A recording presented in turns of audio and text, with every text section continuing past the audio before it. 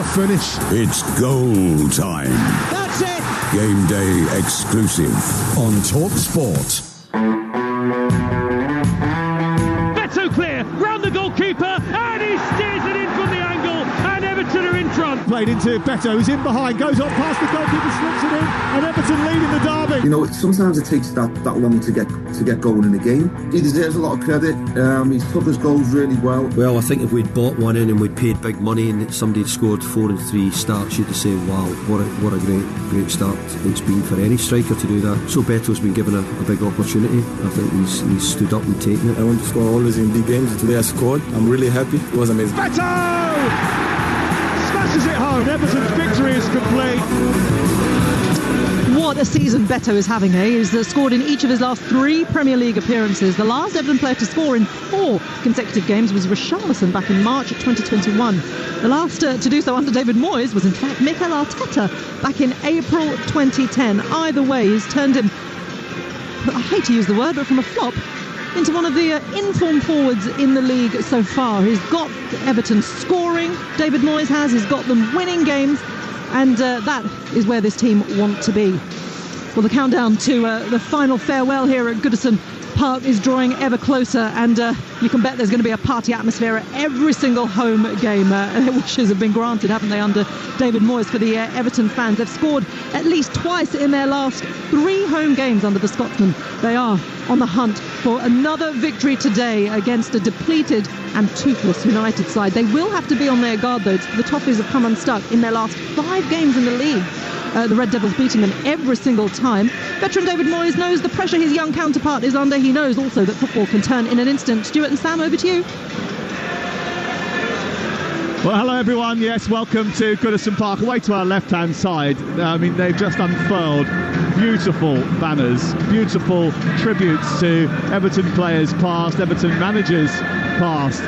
And there's a huge section at the front of the Gladys Street away to our left, the 2-tiered rickety old stand, which has been kept up by white pillars dotted across the front of the stadium. And most of football's greats have passed through Goodison's gates to play football the School of Science way, says one banner, with a host of former forwards on the front of it. A very long, thin banner at the front, and another one that says, I simply love you more than life itself. It's another day that Goodison Park's history is being celebrated, yet it is still here. They didn't shut it after the Merseyside derby, even if that was a fitting send-off. It's got a little bit more life in it yet before they move across to the futuristic Bramley-Moore Dock, which opened its doors for the first time to test events this week. As a result, the mood couldn't be better right now. Since the return of the Moyesiah, only the team on the other side of Stanley Park have won more points than Everton. They have sharpened their attack, they've kept their defensive solidity, and they've moved 13 points clear of the relegation zone.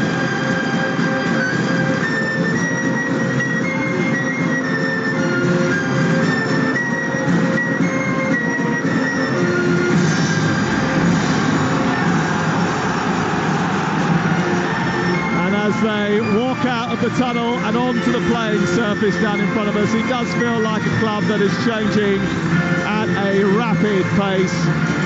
The opposite true of Manchester United, I'm afraid. They aren't changing quickly enough, and a year after Sir Jim Ratcliffe took control of football operations, it is said that the mood couldn't be lower. It is said by those who keep leaking emails telling us exactly what's going on behind the scenes. But Manchester United can't hide the fact that they are 15th in the Premier League. They've taken just 14 points in 14 Premier League games under Ruben Amorim, and they've lost 8 of their last 12. Their injury list has started to rival Tottenham and Bournemouth as well. They are in some predicament, Stuart Pearce. How are they going to get on today? I'll tell you what, the form is telling us Everton, but my head is telling me this is going to be a tight game, Sam. I think this could end up being a draw. I really do. You never know what you're getting from United. They can raise their tempo and their standard of play on occasion, and then when you think that they've got a comfortable victory on their hands, they fall by the wayside. Everton in blue shirts, white shorts, Manchester United in red shirts and black shorts, and the two teams look like this. Jordan Pickford in goal for Everton, a back four of O'Brien, Tarkowski, Branthwaite and Mikolenko, Garner Gay in the middle of the park, Lindstrom and Harrison either side of Beto and Decore. As far as Manchester United are concerned, Onana is the goalkeeper, Mazraoui, Maguire, Dillings. They're the back three, Dalot, Casemiro, Ugarte and Dorgu through the middle, Zirkzee and Fernandes supporting Højlund up top.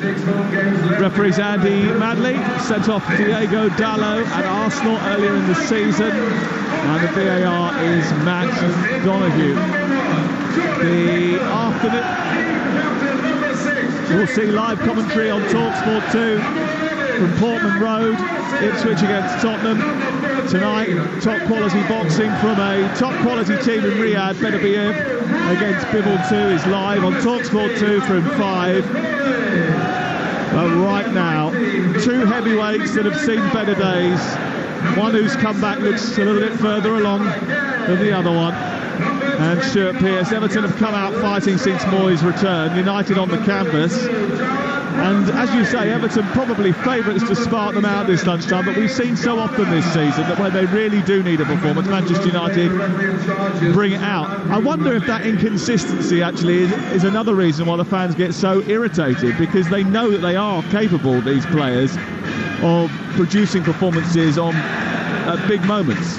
Yeah, I mean, a lot of the fans have been brought up in the Ferguson era. The level of consistency was just incredible. There's no doubt about that. They're a colossus. And nowadays, it's up, it's down. The stories about the club, the odd leak that you mentioned earlier, that type of thing, which is very un-Manchester United-like. And as I say, but they've got match winners in their ranks. Fernandes certainly is one of those.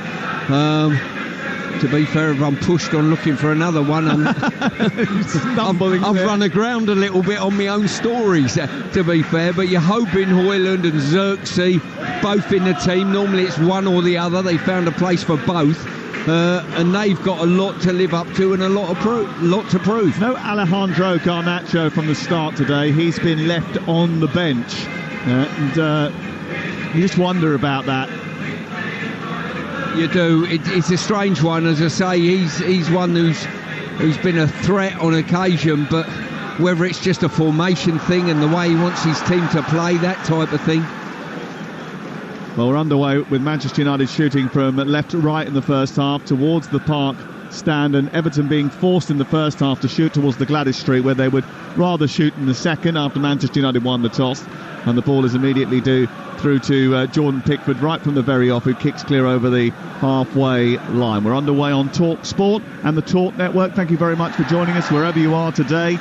Bright sunshine on Merseyside and a few scattered clouds just coming in off the River Mersey, which is behind the Sir Philip Carter stand away to our right, the Park end. And Everton have won a free kick early on down in front of us, away to our left, and James Garner and Jack Harrison are going to orchestrate the first set piece of the day. To be fair, they got a great opportunity to put the ball in the box. United working shape and defending free kicks and corners in the warm-up situation. They've got a very early opportunity to put themselves to the test. It's quite a high line from Manchester United, outside the box about 5 yards. The free kick from the left side, midway inside opposition territory. It's floated poorly towards the edge of the penalty area. And I think the idea was for Tarkowski to attack that. He ended up attacking it and taking out a Manchester United player. I think it's Casemiro, is it? Or Mazraoui who's gone down. Yes, Mazraoui who's gone down after a clash with Tarkowski. And he himself actually has then sat on the floor needing some treatment. So we've only played a matter of seconds here. And already we have 2 injuries and the need for at least one set of medical team. Yeah, he don't seem happy. He's shaking his head. Normally the telltale sign whether he's okay is they do that flicky thing with their fingers, Sam, and that normally suggests that they're okay, you know. It's amazing that on radio that didn't come across the way you intended. But I was just trying to show you. I got it. It's brilliant. It really was. I'd like you to do it again, but could we video that so we could put it on social? He's not going to do it this time. It was a joke, Reshmin. See, as I say, the flicky of the fingers thing means that the injury is normally not that bad. And let's see if I'm correct. Yeah, he's up on his feet, he's on the move. All right, good, and we are correct. If I was a medical man, as soon as a player hit the deck and flicked their fingers whilst holding their knee, I'm not coming on that pitch. End of. Stuart Pearce. See, that's what experience gives you, isn't it? It certainly does. Stuart Pearce alongside us in the commentary box, and David Moyes, who was the man who bought Stuart in at West Ham United, is on the touchline today, just watching on as Mazraoui walks on towards this near touchline, and Ruben Amorim just consulting with his medical staff. Lenny Yoro has warmed up down the left, and we can eventually get underway again here at Goodison Park. And here is the kick from Onana, up through the middle of the pitch, over the halfway line, and down into the right corner of the field. Xerxes chasing after it. Mikalenko comes across and manages to get the ball out on this near side. Everton have gone from relegation worry to mid-table optimism in a matter of weeks. It shows how quickly things can change in the Premier League, by the way. Leicester City fans might be sort of clinging on to that hope despite the terrible performance of last night. And Manchester United have lost 12 of their last 25 Premier League games. Wow. The most defeats they've suffered in the first 25 matches of a league season since they were relegated in 1973-74. Ball out of play on the near side. On the halfway line, thrown in by Mikalenko, up towards Beto, who's had a return to form. He's chested that down and then hoisted that up into the air. It's fallen kindly for Jake O'Brien. Out to the right and Lindstrom, then back to O'Brien once again. Started the last 6 games at right back, and it's an interesting sort of situation because David Moyes has overseen a more fluid attacking structure, using Jake O'Brien in that sort of hybrid position where he swings round to make up a 3 to allow Mikalenko to get further down the left touchline to supplement the attack. And there is less predictability about the way they are attacking now. They're stretching defences a little bit more, and that is a worry for goal shy and defensively vulnerable Manchester United. Ball sent long again into the corner, and this time towards the Manchester United corner flag, and eventually it goes out of play after Beto ran down a blind alley, and it's out for a throw-in. Diogo Dalot forward into midfield. Garner heads it forward. Fernandes to Dorgu. Dorgu comes in from that left-hand side, and then back to De Ligt and all the way back to Onana, who's being pressurised by Beto here. Harrison sets off in pursuit of Mazraoui as United look to play out from the back, and then Dalot with a shank from his left foot in the right fullback position, invited pressure, then a mistake by Casemiro, and Doucouré is on it once again. It's sent wide to Harrison, in towards Beto with a header, and it's a on-target effort after a good cross from the left from Jack Harrison into the arms of Onana, but it all came about from Manchester United being pressed, succumbing to that press rather too easily. In regard to the game and the shape of the game, I'm always looking out for little signs. And the signs are there. Xerxes gives the ball away on 3 occasions now, really cheaply. De Ligt was beaten to the ball in the box where he's favourite to get there first before Beto. Little things like that. If you're Everton, you start fueling the fire, playing at a higher tempo. I'm looking at Manchester United players who are saying slow it down when they get a throw-in, Sam. That tells me that's not Manchester United of old. 6 minutes gone. If you're slowing it down now, then you've got a long afternoon, I'm afraid.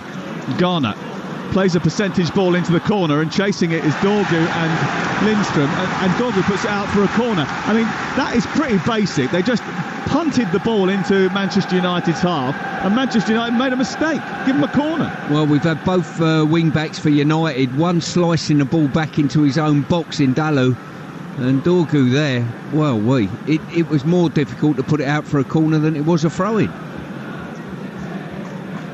Dorgu and Dalot dilly-dallying. Here's the corner over on the far side. We've played 7 minutes. It's 0-0, and the corner to come in from Harrison. It's a deep one to the far post. Tarkowski's trying to get underneath it, but it had to backpedal in order to do so, and he didn't particularly get decent contact on it. Goes behind and away for a goal kick away to our left, and Andre Onana now taking an age to go and get the ball to take the goal kick away to our left. Ruben Amorim said that he was pleased with the training that the team did this week. He he has admitted that the tactical framework that he's using at the moment is not particularly suited to his players. But the way he talks, you get the feeling he's trying to lay the ground for next season and beyond. They aren't going down. They can still have a good season in the FA Cup and the Europa League. They have to put all their eggs in that basket. But they've given the ball away again cheaply after the ball was kicked clear by Onana. And now Xerxes, who's been particularly culpable, has given the ball away again. And Everton have it deep inside their own territory. I mean, you've counted already 5 times he's given the ball away. Well, the only 5 times he's touched it, he's given it to a blue shirt. You can't do that.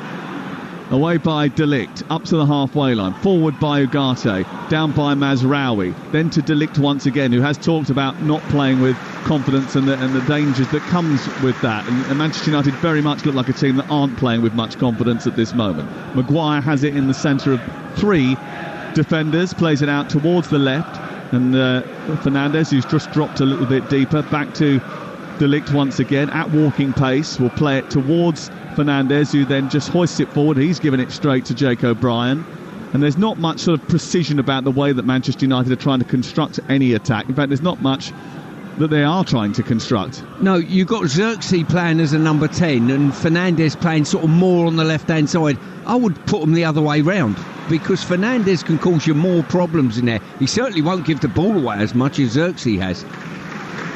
Mykolenko scurrying to the near touchline where the ball has spilled out on this near side. It's a scrappy start to the game. You're listening to Talksport and the Talk Network. Hibernian leads Celtic by 1-0 in the Scottish Premiership today.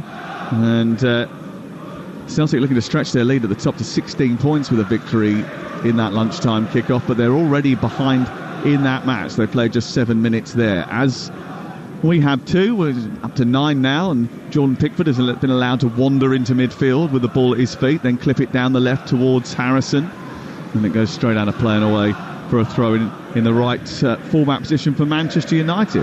What Everton have got to do, Sam, is make sure they don't fall in the trap of playing to the same tempo as Manchester United, because United want to slow the tempo down, permanently give the ball away. When Everton get the ball, they've got to maintain a high tempo of their play and test United and pop the ball in behind United and do all the things that United don't enjoy. Ben Duckett out for 165 in the 48th over in England's Champions Trophy match against Australia in Lahore in Pakistan. England 322 for 7 with a couple of overs remaining in that game in the Champions Trophy.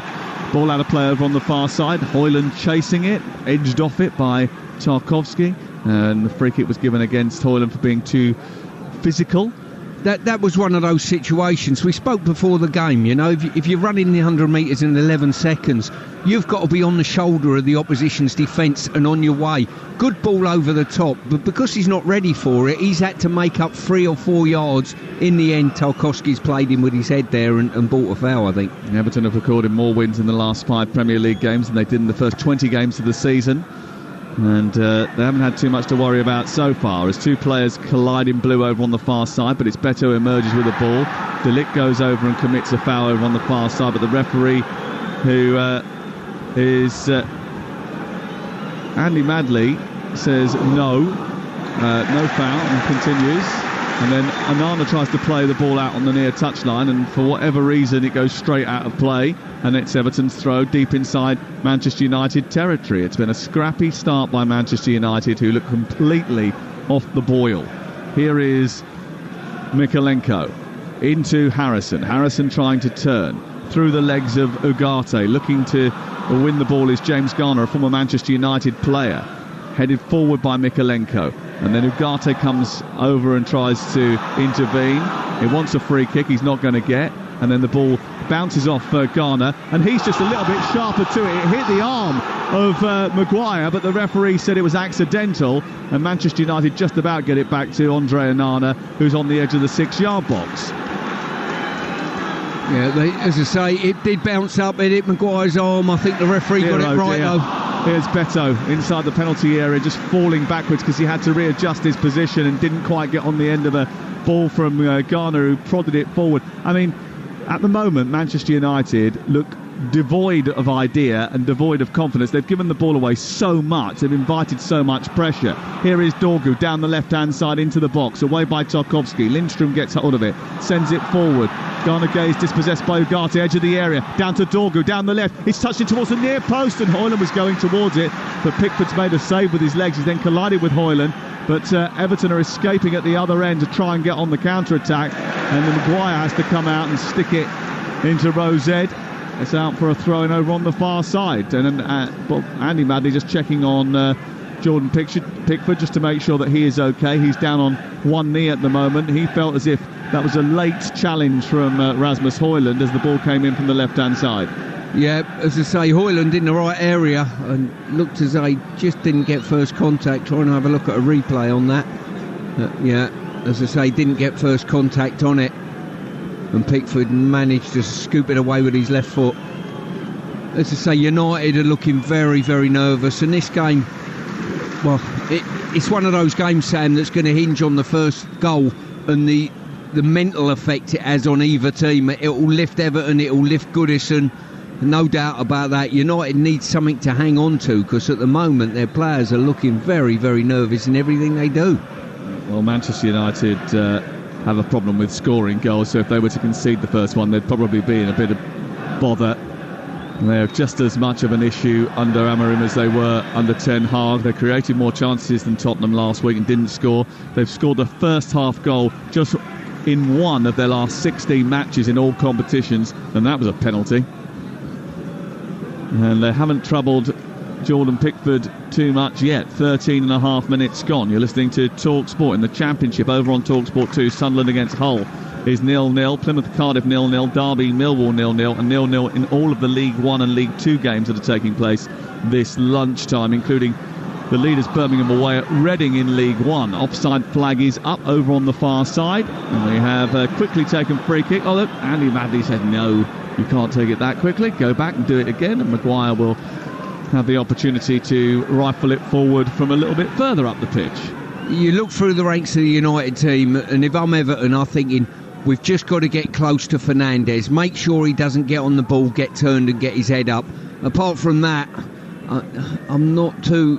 it's easy being a neutral, I understand that, but I wouldn't be too worried about what else is going on in and around United's lineup. Well, there's not enough threats, is there? I mean, OK, last season Hoyland did score quite a few goals really for his age, and he is still a young player and he's developing. I think it's a little bit unfair that so much has been put on his shoulders at the tender age of 22. At that sort of age last year, you know, even I know that Haaland and Mbappe score a lot of goals, but most players don't develop into their full potential until they're 23, 24, 25. He's been asked to lead the line for Manchester United for 2 years when he's barely just over the age of 20. Ball sent long down the left, looking for Harrison. Mazraoui gets there first. It's played infield to Ugarte and then all the way back to Mazraoui once again.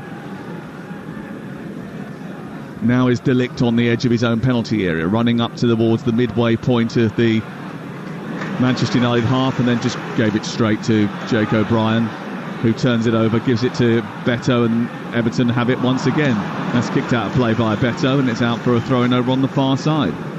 Well, Beto seems to have gone from Ronaldo to Stuart Pearce, really, in his playing ability, I've got to say. I think you've done yourself a disservice. Well, there. I was looking for someone and didn't want to upset anyone, you know what I mean? You could have said me. Okay. I'd have taken it. Really good opportunity there. Received the ball, no defender up his backside where there should be. They got three in the back line there. Not one of them come tight on him, and Beto just stroked it out of play. Yep. It hasn't been a game that would trouble the purists yet.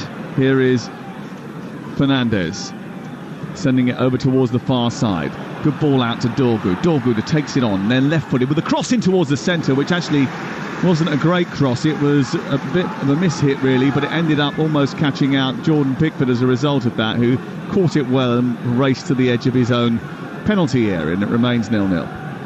Yeah, I think if you're Moisey at this moment in time with about 16 minutes gone, I think he'll be thinking his team look a little bit flat physically. I really would.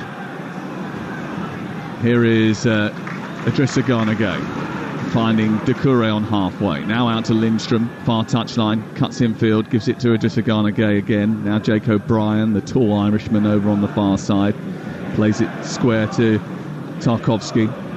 Then out to Mikolenko, tips it round the corner for Garner. Garner gets to the edge of the box, takes the ball down. Well, it looked like he was brought down by Mazraoui. He was certainly curtailed by Casemiro. Referee has allowed play on, and Everton still constructing an attack. VAR will look at that. Ball in towards the near post. Only half cleared by Dorgu. Betu's got it now. Sends it back towards the far side, and then it's collected eventually by Tarkowski over the halfway line, sliding it down the right into Lindstrom. They're halfway inside United territory now, and United eventually get it up towards the halfway line into Josh Zirkzee, and then on to Ugarte. Well, there was certainly contact inside the box there, Stuart. Was it enough for a penalty? No, probably not, but certainly the first contact, then he's come outside the box, regained his footing, and then he's got a semi-contact again. Two of them marginals, I would say, but Everton had full control of the ball. Referee played on. He did. And now they've got full control of it again, and it's 4-on-3 in their favour. And United are struggling to get back because Doucouré is coming forward. He sends Lindstrom a little bit wide. The low cross into the near post is stopped and pushed behind by Maguire, who slid into the 6-yard box in front of Beto and nudged it out for a corner. It's a good break. It was a very good break. I think the ball from Beto out wide to Garner was probably too wide, if I'm being quite honest with you. And Everton have been slightly guilty of not finding that clinical pass when they've had the opportunity. And I've got to say, we've got a news flash as well on 17 minutes. Zirkzee kept possession of the ball for the first time. OK, well done to him.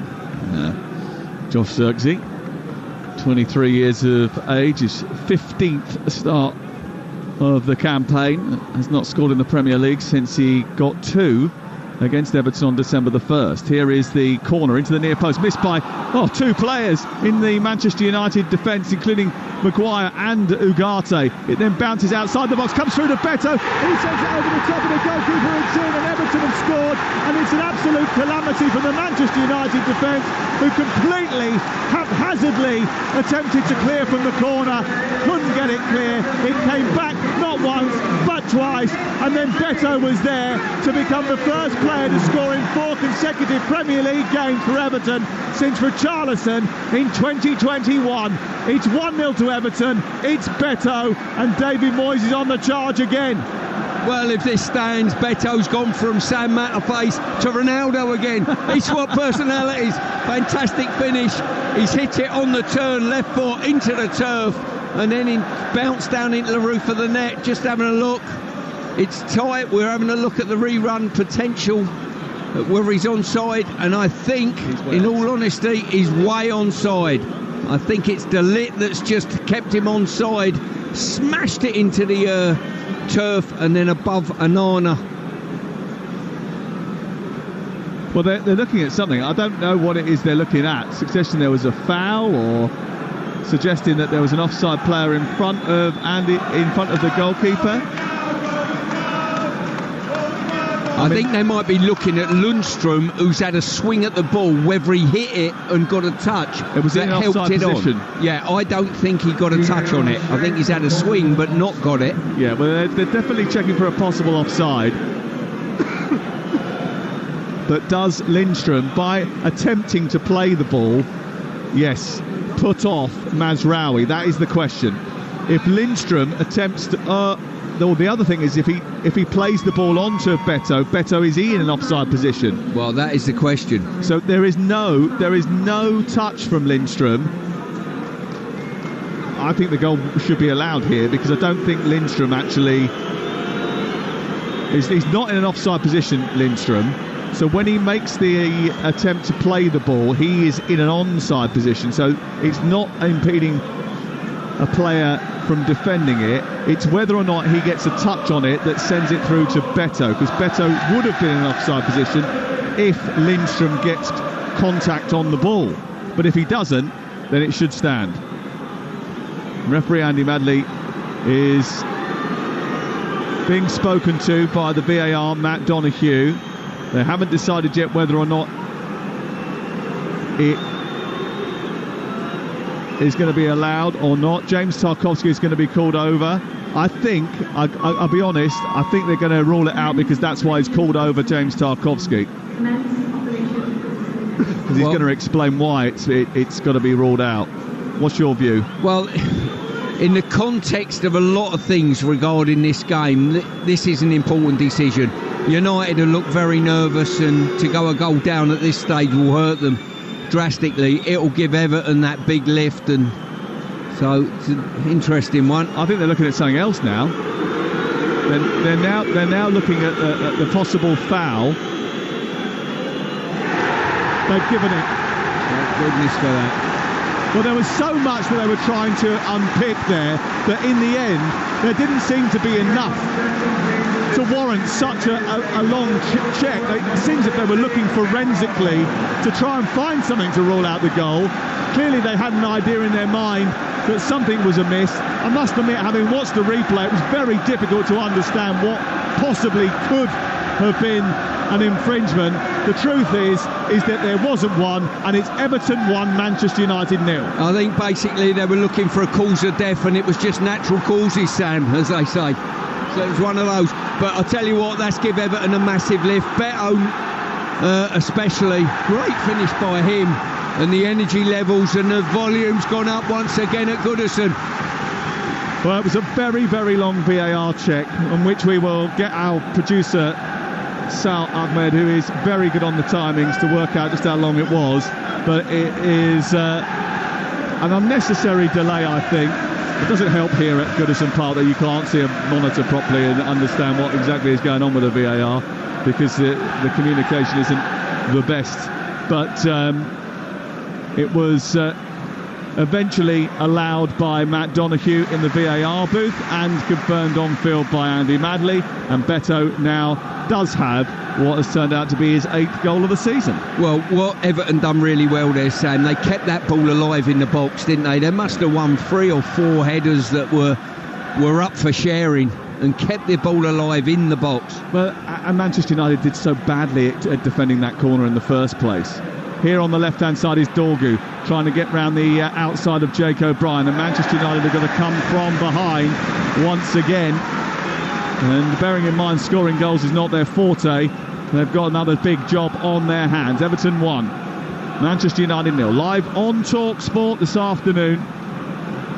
And wherever you're listening to us on the Talk Network, thank you very much for choosing our service this Saturday lunchtime. We'll take you round the ground with Adrian Durham at 2:30. And we've got live commentary of another big game in the Championship, in the Premier League, a little bit later on today, where we will bring you the match at Portman Road this afternoon between Ipswich and Tottenham on Talksport 2. Ball up towards the midpoint of the Manchester United half. Beto is fouled by Mazraoui. It's going to be a free kick, no yellow card, despite the protests of some of the Everton fans that are asking for a little bit more away to our left. But it is going to be another set piece. And Manchester United look a shadow of the team that even started the season, let alone the historical Manchester United that would come with a swagger everywhere they went. I've got to say, Sam, I've not covered United live for a couple of months, and I'm quite shocked how poor they look, if I'm being honest with you. Here is the free kick to be taken on the near touchline by Harrison, left-footed. He'll arc this one in behind the defence. He sends it towards the far post. It's headed away by Manchester United. Dorgu with a poor clearance, gives it straight to Garner Gay. He sends it to halfway, and it's back again to Jordan Pickford. The Everton fans are a little bit frustrated. They were hoping that there was going to be a little bit more pressure than that. Up to O'Brien, who tries to head it on, but De Ligt is there. He heads it straight to Lindstrom. Lindstrom, down the right he goes, into the path of O'Brien again. Tries to turn away from Dorgu on the right side of the Manchester United half of the pitch. They're midway inside opposition territory. Everton knitting passes together and looking up to send the ball into Beto. It's a high delivery in towards Beto, who manages to get the ball down, but it's cleared by Mazraoui. There's no one to latch onto the second ball that dropped inside the box for Everton, and it's cleared to halfway, and it remains 1-0 to the home team, who are bossing the match. They certainly are. They're growing in confidence. You can see that Everton. The flip side of that is United wilting a little bit. The press isn't aggressive, and Everton are enjoying their football. And the Everton crowd enjoying their football again, which hasn't been a phrase we've been able to utter for a very long time. Ball up towards Beto. He heads it down. Xerxes Juggles with it, gives it to Ugarte. They get it up to Fernandes, and then I don't know what Casemiro was attempting to do there, but I think he was trying to find Dorgu over on the far side. They have got it through to Josh Zirkzee now, who sends it wide out towards the left. The Manchester United left wing back Dorgu scurries up to get into an advanced position. Xerxes down in the centre as the ball gets crossed by Dorgu. It's blocked by O'Brien, goes out for a corner. Yeah, good set-up play there. Xerxes, great ball, I've got to say. Popped it in behind to Dorgu, and he was booted over by Decore. I'm surprised the referees missed that and not pulled him back for a booking. You're listening to Everton 1, Manchester United 0 on Talksport with Sky Sports. Don't forget you can stream the biggest Premier League games available with no contract on now, like Villa Chelsea live today. Search Now Sports. Here's the corner, far side, to be taken by Bruno Fernandes of Manchester United. Right-footed in towards the near post, away by Jared Branthwaite, and then hooked further clear by Idrissa Gueye. He launched it out towards the near side. It will go out for a throw into Manchester United, just in front of the technical areas down in front of us. Yeah, you've seen the difference there. Really good ball into a dangerous area in Everton's box, but Branthwaite's header and then cleared the danger. At the other end, United couldn't clear 3 or 4 headers, and all of a sudden it ends up in the back of your net. United have been drawn with Real Sociedad in the Europa League. That's not an easy tie, even if La Real aren't in the best of form, because Manchester United are not in the best of form. To be fair, they got a couple of cup ties. They're still in 2 cups, aren't they, United? Yeah, they are, that is the plus. But they've got 2 games, Fulham at home, isn't it? Fulham at home, not going to be an easy game. No, they could go either way. La Real playing in the Anoeta, always a difficult place to go. The first leg of that is away in Spain, and then they have to come back and try and get through to the quarter-finals. Semi-finals could face Rangers if they keep going, and then they will hope to be in the final in Bilbao, although that's a long-off distant dream at the moment. I mean, Ugarte's just whacked into an Everton player on the near side, James Garner, who used to be at Manchester United, might have a point to prove today.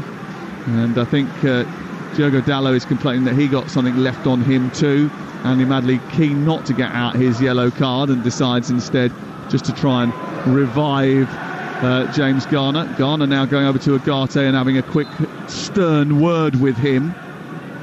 And Ugarte now being pulled across to Madley. And Ugarte complaining that Garner was a little bit too gobby. Well, he felt roughed up, didn't he? So he bit back. Yeah, he certainly is. Late tackle. Everyone's okay. Waiting to take the free kick now. I think everyone's just used the opportunity to have a little break and a drink. That VAR delay, by the way, was 3 minutes and 10 seconds to sort out that goal. I think they're looking for so many things, aren't they? There was 3 or 4 challenges in the air. Are they looking for a free kick there? Then is it a touch by Lundstrom? Then is Beto offside?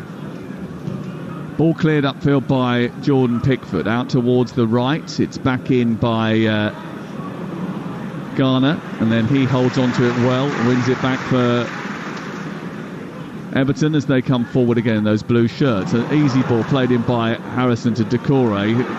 Easy because it was just so easy to get past the Manchester United midfield.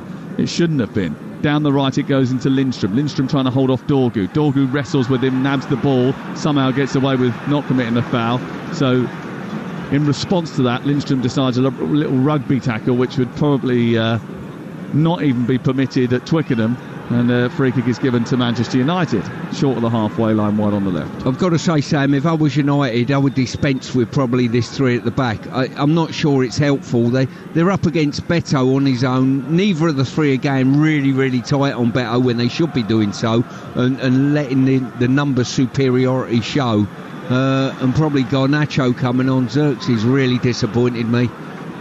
So explain to me why you do it. Why would you have 3 at the back, knowing that you're only playing against 1 striker? What's the benefit of it? Well, I think sometimes from a playing out at the back point of view, I always think it's easier to play out with a 3 than it is probably the 2, dropping a midfield player in there potentially. But that might be one side of it. A numbers, when you're conceding goals, a numbers scenario, so you're turning that 3 to a 5 very quickly. But at the moment, I'm not seeing the benefits of it. I'm really not. Because by having 3 at the back, you're sacrificing a number further up the field, right? Exactly that. You know, you can bring Garnacho on probably and take one of your central defenders off.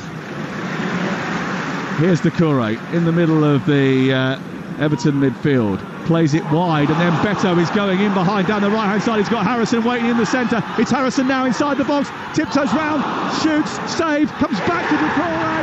It's in, it's 2-0. Onana lost the ball as he pushed it into the sky.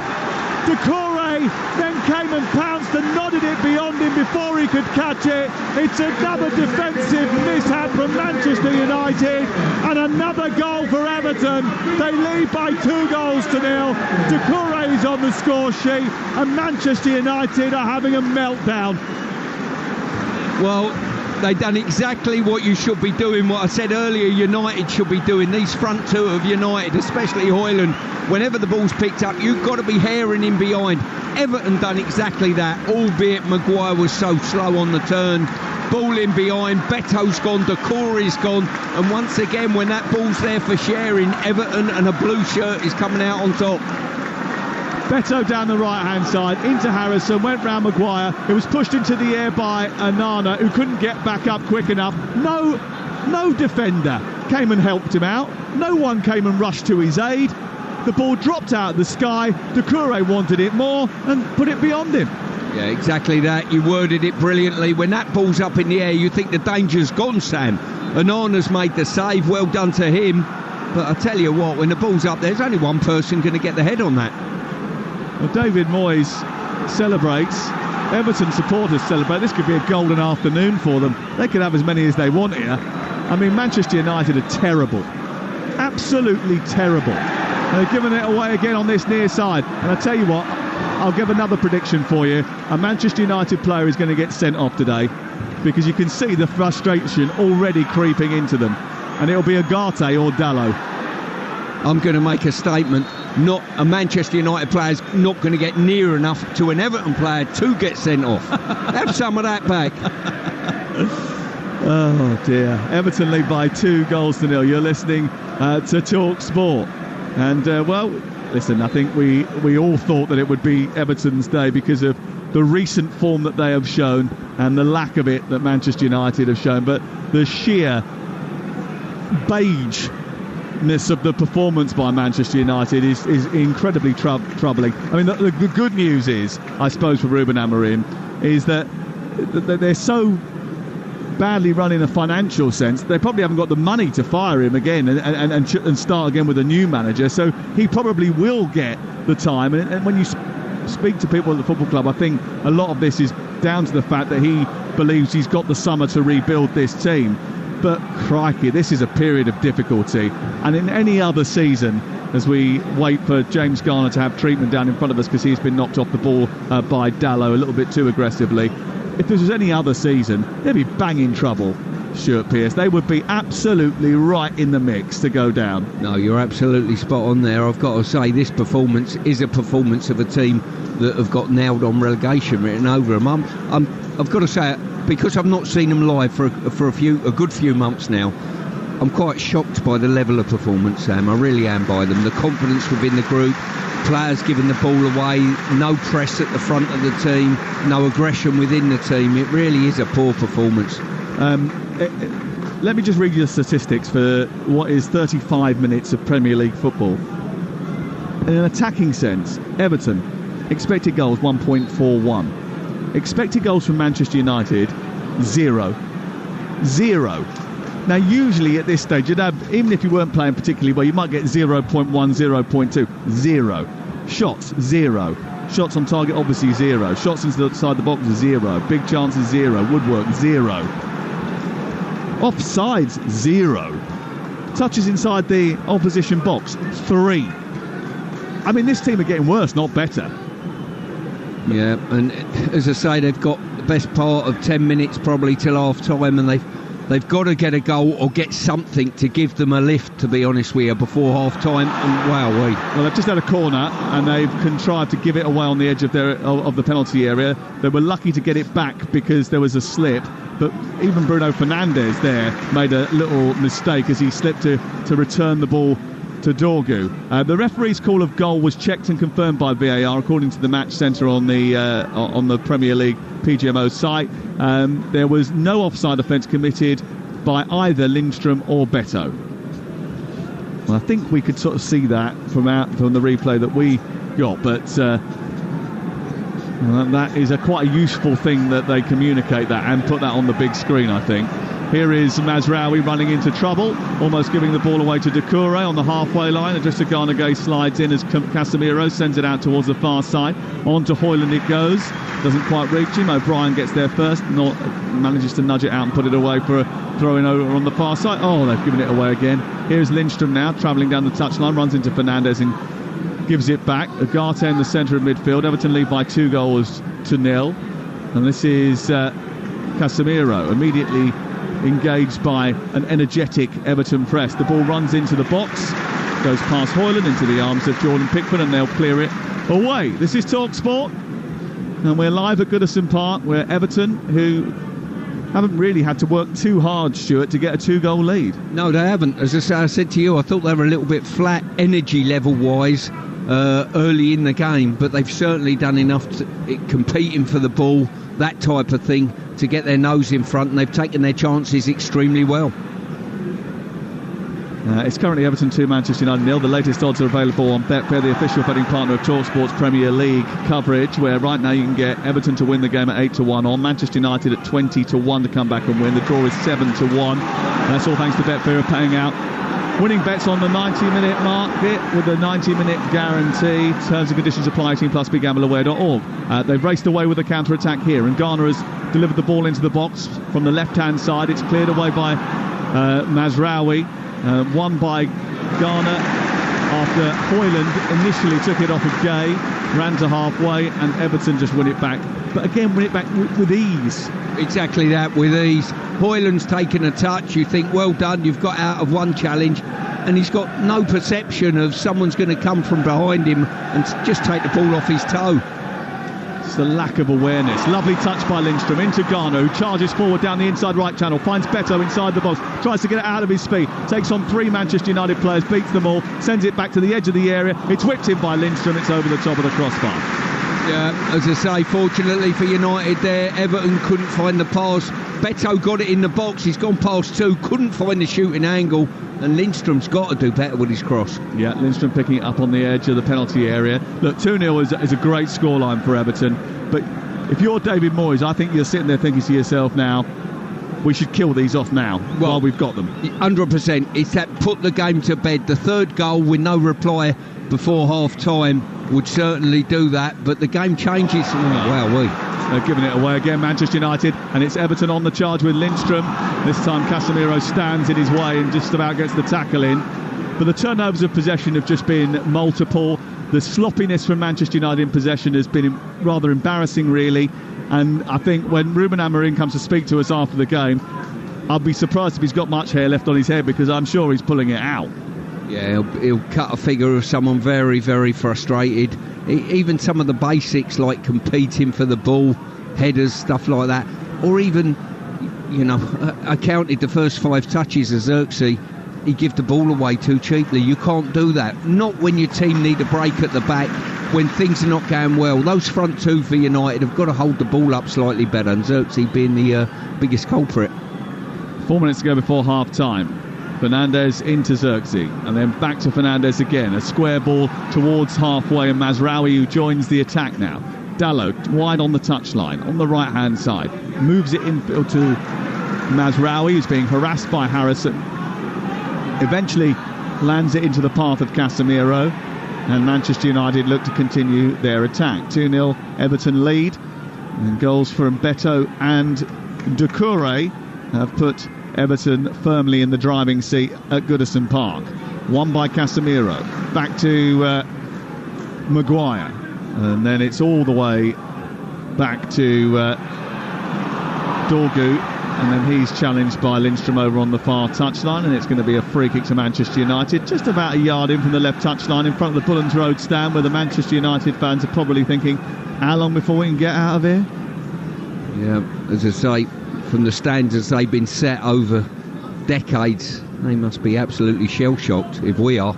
Here's the corner in towards the near post. It misses Hoyland's head. He then tries to retrieve it after Mikalenko with a half clearance, gets it out of the box. It runs to the left and Hoyland once again. Then on to Ugarte. Ugarte will strike from distance. He's miles wide, and Pickford knew it was going wide, which is why he left it, and it's out for a goal kick away to our right. It's Everton 2, Manchester United 0 on Talksport with Enterprise Rent-A-Car. Enterprise has 450 branches with all the vehicles your business needs. Yeah, Everton's game plan now is to get themselves over the line, keep a clean sheet before half-time. Moisey will be absolutely delighted with his scoreline, no doubt. I don't think they've been as good as they were against Liverpool or as energetic, but it's certainly been enough today to get their nose in front. And this is quite damning for Manchester United, really. They haven't had to be as good as they were against Liverpool. Haven't had to be anywhere near that good in order to get a 2-goal lead. Given away by Xerxes again inside Everton territory. Just a poor ball. It wasn't the most difficult of balls infield towards Hoyland, but he managed to fudge it up. Listen, I don't want to be down on this kid. He's a professional footballer, but I've got to say today, if he comes out for the second half, I'll be astounded. The thing is that he has matches where he is like this, and he does give away a lot of possession. He doesn't hold the ball up, whatever. And then there's other matches where you see him and you can see what type of player he is, but he's so inconsistent. And I think that's sort of fair to say about Manchester United as a whole. In fact, what's worrying is that they've become consistently bad more than anything else. That those bouts of sort of positivity have sort of disappeared. Here is Tarkowski over on the far side. Again, it was pressure that was invited by Manchester United giving the ball away. It goes back to Pickford just inside the area. Xerxes sort of half-heartedly closes him down. It runs to O'Brien and now Doucouré. It's too easy to play around Manchester United for Everton. It is. They're absolutely enjoying their football. There's no press at all. When certain Everton players should be in trouble, United have let them out, let them off the hook. I mean, it's not. I mean, it looks half-hearted. Everything about it looks half-hearted. I'm watching Hoyland run now as Doucouré just drops deep, picks the ball up. I'll have it again. Thank you very much. I'm on the halfway line. I'm strutting here. I'll play it into Ghana. There's no one around him. He goes to the other side. O'Brien, and then Ghana goes into the middle of the park to get the return ball, and no one goes with him. They can go in any direction they want at the moment, Everton. They're just keeping the ball for fun here. Exactly. As I say, it's a half-hearted press. It's a half-hearted chase. It's a half-hearted performance. Ball up towards Doucouré. Challenge puts it out for a throw-in on the near side. There's going to be 6 minutes of added time at the end of the first half, and that's largely because of that 3-minute, 10-second VAR check. And there was another incident involving Jordan Pickford when there was a delay of, 42 seconds when Pickford... was Pickford down, or was it Tarkowski who was down? Down in front of us. Anyway, there was a delay because of an injury. It was Ghana who had to have treatment, didn't he? And then Mazraoui too had a few problems. Well, if it was Pickford down in front of us, he'd have been on the left wing. Don't want to be picky at all, you know. It's all right. I won't say where that comes from. Here is Xerxes charging forward, looking to push the ball into the path of Ugarte. It's headed back towards the goalkeeper by Lindstrom, and it's an easy claim for Jordan Pickford. And you're listening to Talksport, and it must be so frustrating for the Manchester United supporters to watch, because they follow their team brilliantly across the continent, really, and you go to Old Trafford, they're always there. They stay largely to the end as well. 70,000 people turn up every single week, and many of them travel away from home too. But they've seen their team win failed to score in 10 of the last 25 games. I mean, that's just unheard of. Here is Hoyland down the left, getting into the box now, looking to try and feed Dorgu wide on the left-hand side.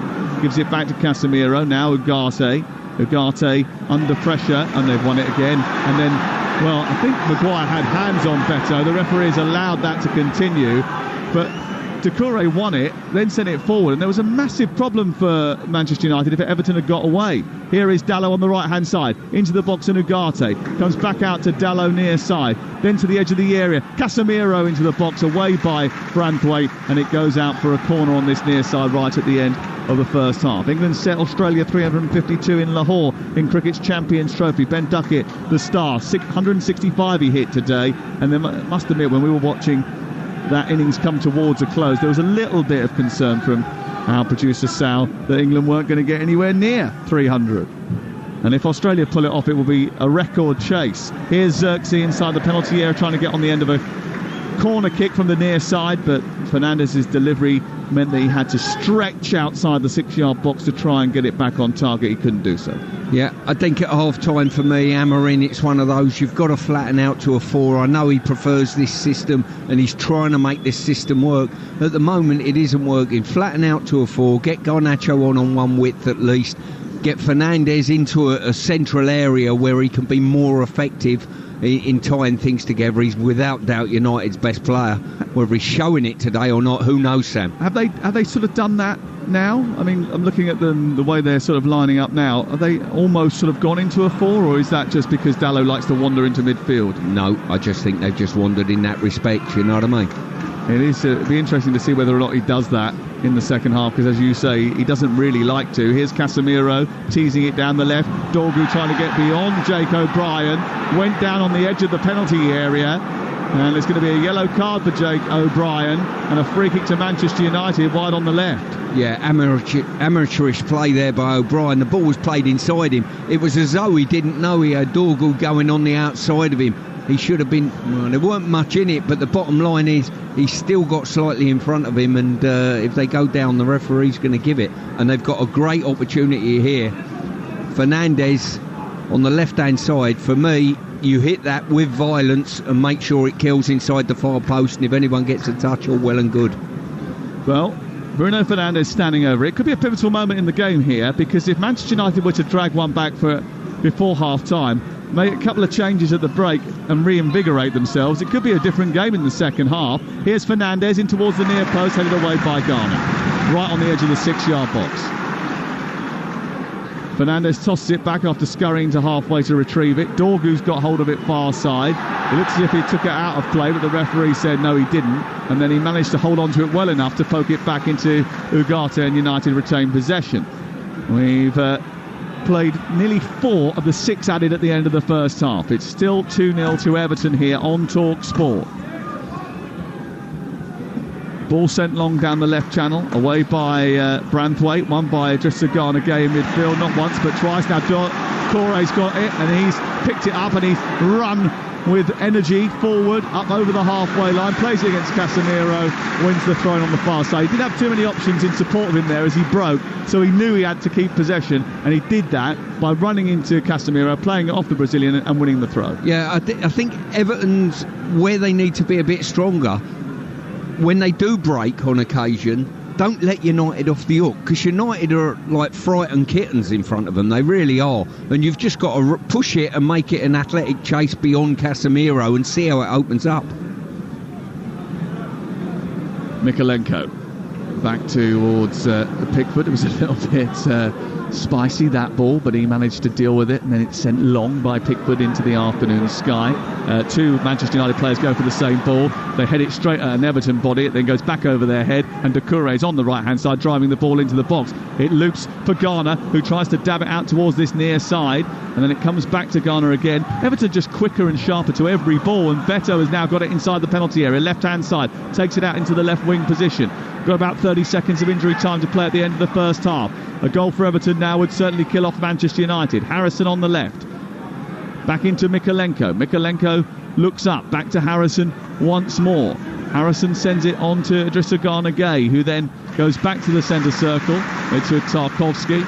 And we're just mere seconds away from the end of the first half. Ball out on the right, though, with Doucouré, who's dropped deep to funnel it forward. A little flick by O'Brien into Doucouré, inside the area. Beto's waiting inside the 6-yard box. He's steered behind by Mazraoui, who just got in front of the striker. But another well-crafted Everton break, and it almost spelt curtains for Manchester United again.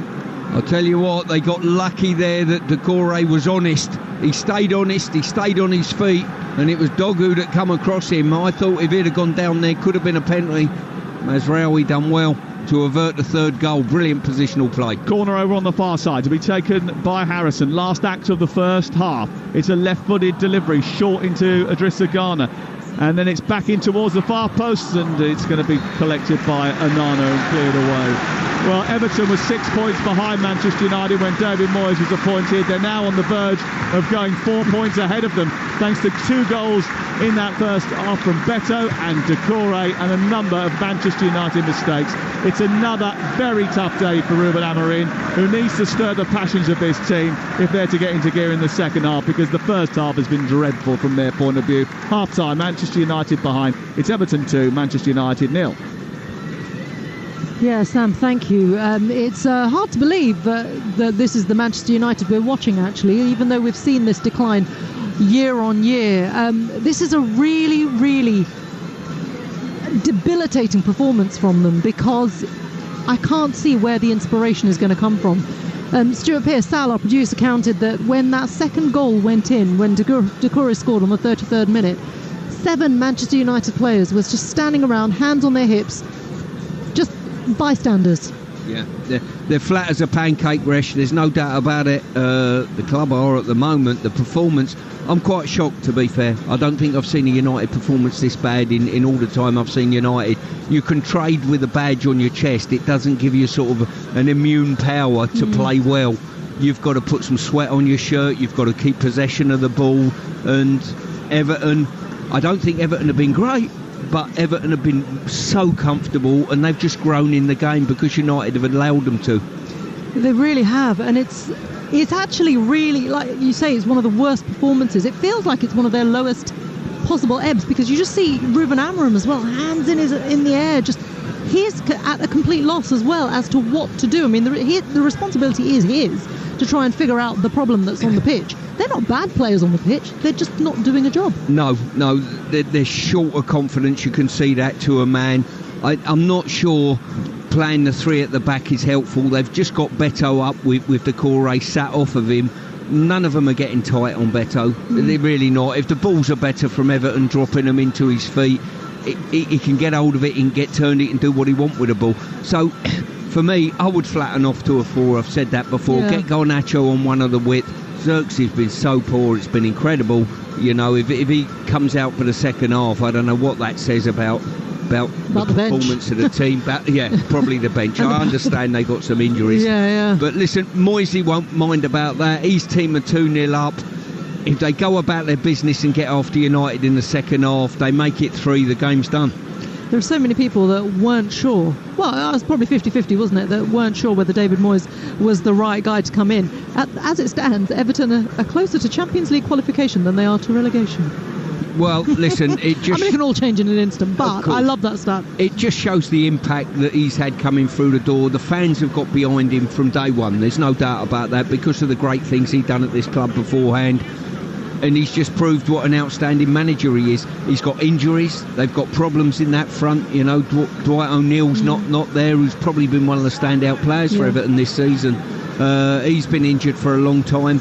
He's got Beto scoring goals willy-nilly now and enjoying his football, and they're just playing a decent brand of football that the fans are enjoying. And the fans are really enjoying it. It's been a great atmosphere here at Goodison Park all morning with the sun shining. It literally is a perfect Saturday afternoon for the Evertonians. For Manchester United, my goodness, it's been shocking to see how out of control they are on the pitch. And when I say that, using Stuart Pearce's term, flat as a pancake, when I say out of control, I mean completely lacking control, lacking any kind of direction. Ruben Amorim is going to have a huge word in that dressing room.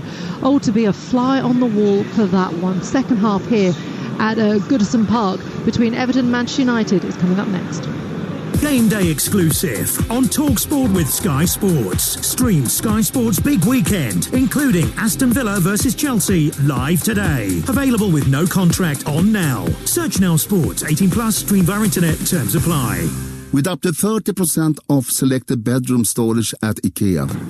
Lee bought a bedside table to store all the bits for the new knitting Mac. So when it's more knot than knitwear, they can put it all in one place. Visit IKEA for all your bedroom storage needs. IKEA, the wonderful everyday. Available online and in store for IKEA family members only from 14th of February to 2nd of March. Subject to availability. At Betfair, we're about finding different ways to play. Like with our 90-minute guarantee. We've all been there. The clock ticks over into 90 minutes and then a speculative cross into the box ricochets off a knee and goes in, ruining your bet. But with Betfair's 90-minute guarantee, if your bet is winning at 90 minutes or full time, we pay out. Betfair. Play different. Applies to match odds 90 market or markets with the 90 icon. Sportsbook exclusive. Terms and conditions apply. 18+ BeGambleAware.org. At Screwfix, we've locked in the prices of a wide range of everyday van essentials. Like the 50-litre 30-pack heavy-duty rubble sacks at £7.99, WD-40 at £6.98, and 380ml no-nonsense decorator's cork at £2.50. We've got your back with prices you can rely on the products you use the most. In stock and ready to go, saving you the hassle of shopping around. Order on the app and collect in-store today. Prices valid until at least 6th of April. Visit screwfix.com for T's and C's. Delivery charges and restrictions apply. You don't just check in to a village hotel. You work out. You jump in. You play on. You tuck in. And drink up. Village Hotels. 33 locations with everything under one roof. A huge gym with pool and great membership opportunities. And a buzzing pub and grill with delicious food, ice-cold beers and live sport. Check out villagehotels.com and work out, stay, meet and play. The new £5 meal deal from McDonald's. Get a cheeseburger or mayo chicken, medium fries, 4 McNuggets and a medium soft drink for guess what? That's right, £5. It's not called the £5 meal deal for nothing. From 11 a.m. Not available on delivery. Carbonated soft drink upgrade fees apply. Participating restaurants subject to availability. The season is shaping up, and whether they're going for glory or going down, it's all to play for. Get the ultimate football coverage with the Sun's free pull-out Goals! With the best writers pitchside for in-depth match reports, it's all about goals! And with unrivaled news from the Premier League to League Two, it has to be goals! Stay up to date on all the latest football action. Get your free copy of Goals every Saturday, Sunday and Monday, only in the Sun. We all fantasize about our perfect home. Watching the big game cozied up in the snug. Another 7-0 win! Balmy summer nights with the kids playing on the lawn. We're playing real-life football! But come on, this isn't real. Listen, if you're serious about making your fantasy a reality, find out what your home is worth instantly with a free online valuation estimate. Get real about moving. Get on the market. Most common time to obtain an online quote between 1st of April 2024 and 30th of June 2024 was under 3 minutes. Excludes Northern Ireland. Game day exclusive on Talksport with Enterprise Rent-A-Car. Enterprise has vans of all shapes and sizes. So if you've got a plan, we've got a van. Game day. Big ticket Premier League football you can't afford to miss. What a wonderful noise! The biggest and best football on the radio. Game day exclusive on Talksport. Hello, you are listening to Game Day Exclusive live on Talksport. I'm Reshmin Chowdhury. I've been alongside Sam Matterface and Stuart Pearce all morning here, right up until this build-up to our first Premier League match of the evening, of the day, I should say, live and exclusive coverage of Everton against Manchester United. And wow, what a game it's been so far. At Goodison Park at half-time, it is Everton 2, Manchester United 0. Over on Talksport 2, of course, in the Championship, it's Sunderland 0, Hull City 1, and elsewhere in the second tier, it's Derby 0, Millwall 0, Plymouth 0, Cardiff City 1 in League 1. Just an update for you that it's goalless between Reading and Birmingham City and between Rotherham and Barnsley as well. And in League 2, Crewe 1, Barrow 0 and Morecambe 0, Walsall 1. Let's update you quickly on the cricket because England are taking on Australia in Lahore in the ICC Champions Trophy. Watching for TalkSport is, of course, John Norman. Yeah, thank you very much. Australia's innings underway. They're 17 without loss in the third over. Matthew Short and Travis Head at the crease. And if Australia are going to get close to England's England's target of 352, you'd imagine that Travis Head will have to score some runs today. Australia do have a power-packed batting lineup, a weakened bowling attack, and that's one of the reasons England scored as freely as they did. Ben Duckett with quite magnificent 165. His best in ODI cricket, and it means he's gone back-to-back centuries against Australia. Did the same thing against them in Bristol in September. There was also runs for Joe Root, 68. England wobbling when those two got together, 43 for 2. But a century partnership for the third wicket. And England, in the end, have set a total that Australia have only ever successfully chased in the history of ODI cricket once. They managed to chase down 359 a couple of years back against India. So the target's 352 for Australia to win.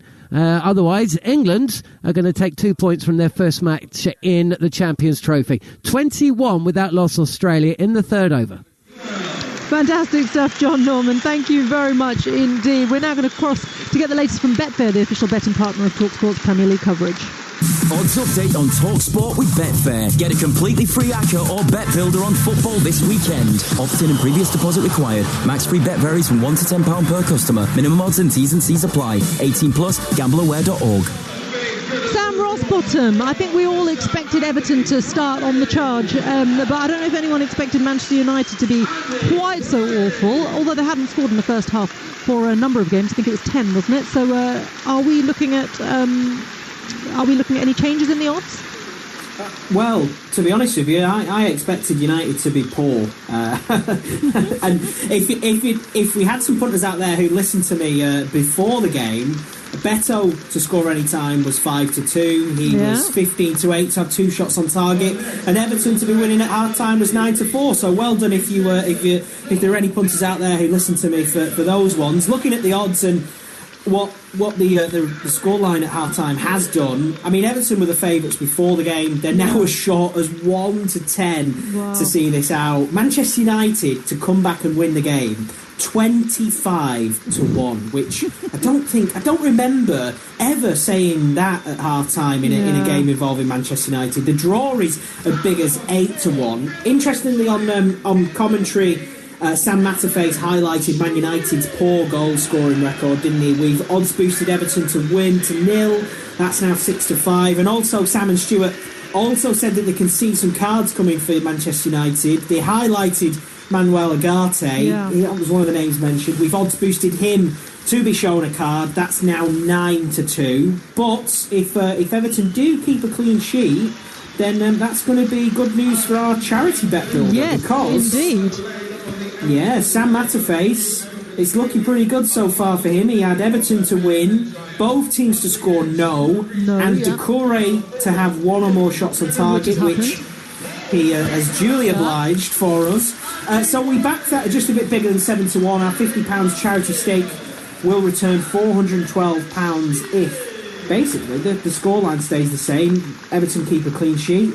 We can cash out now for £179, which would take us to just under £2,000 raised for the season so far. Or we can let it ride and hope Everton win and keep a clean sheet. Then it'll be £412 into the pot for the Bobby Moore Fund. But entirely up to the team. Yeah, I've just looked across to Sam. He shook his head. He's got the microphone up. What are you saying? Let it ride. I won the jackpot. I won the jackpot. Well, there we go. I can obviously keep you in the loop throughout the second half as well, and if there is a tasty cash out offer that we fancy, then we can certainly do that and add some more money to the Bobby Moore Fund. But fingers crossed that Everton do the business in the second half and keep it clean sheet. Absolutely, fingers crossed indeed. Sam Rossbottom, thank you very much. As always, that odds update is all thanks to Betfair. Returns accurate as of 10 minutes ago. For verification, go to betfair.com. Over 18s only, conditions apply. And also do check out begambleaware.org. Odds update on Talksport with Betfair. Get a completely free ACCA or bet builder on football this weekend. Opt-in and previous deposit required. Max free bet varies from £1 to £10 per customer. Minimum odds and T's and C's apply. 18 plus. Gambleaware.org.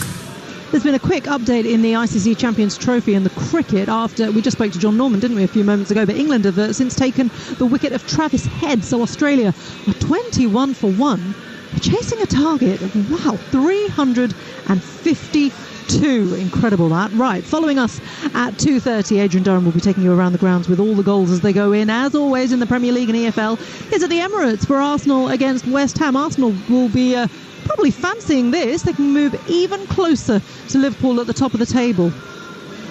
Yeah, Arsenal 15 unbeaten in the Premier League, Resh, and good afternoon to you. I was at Liverpool's draw at Villa. It's the first time I've really thought Arsenal have got a real chance of the title this season. I expect them to roll West Ham over, and then it's over to City tomorrow. But we've got 5 3 o'clock kickoffs. Bournemouth Wolves is another big one down at the bottom for Wolves. Fulham Palace is a derby. Ipswich Spurs live on Talksport 2, and Southampton bottom of the table against Brighton, who hammered Chelsea last week. It's going to be a busy old show. It's a busy old show indeed.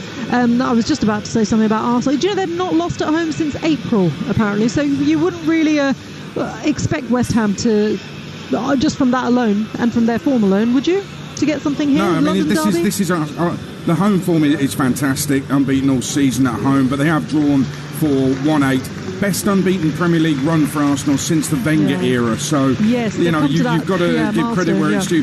They're staying in touch with Liverpool. And Liverpool, I think, they're dropping points. I think they're wobbling a little bit. Surprised at some of Slot's comments. Arsenal got to go for it. Arsenal have got to go for it. I'm sure they will. Adrian, enjoy that. Adrian Durham, of course, will be at the Emirates for Arsenal against West Ham. Ipswich against Spurs is live on Talksport 2. Game Day Live follows us, but now the second half is about to kick off. And it's time to hand you back to Stuart and Sam. No changes at half-time. I think, interestingly, there was an exchange at half-time between James Tarkowski and I think one of the Manchester United players. I think it's Ugarte he's got a problem with. I mentioned in the first half that he was getting a little bit too spicy with James Garner. I mentioned I thought that he might end up getting himself in trouble if he continued. Well, he's done something again as they've emerged from the second half. And James Tarkowski has drawn the referee's attention to it. He's having a word with Bruno Fernandes.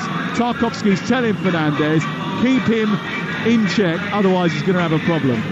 It certainly looks that way. You know, Tarks, he's been around the block a fair bit as a professional, and he's certainly not happy about something.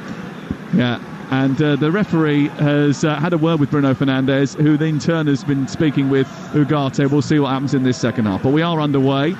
And there are no changes at half-time, and Stuart Pearce is completely perplexed by that. He can't believe that Ruben Amorim has decided that after seeing that performance, that level of performance in the first 45 minutes, that he hasn't decided to use someone from his bench. I don't know what message that actually sends out. The formation looks to me as though it's exactly the same. The personnel's the same.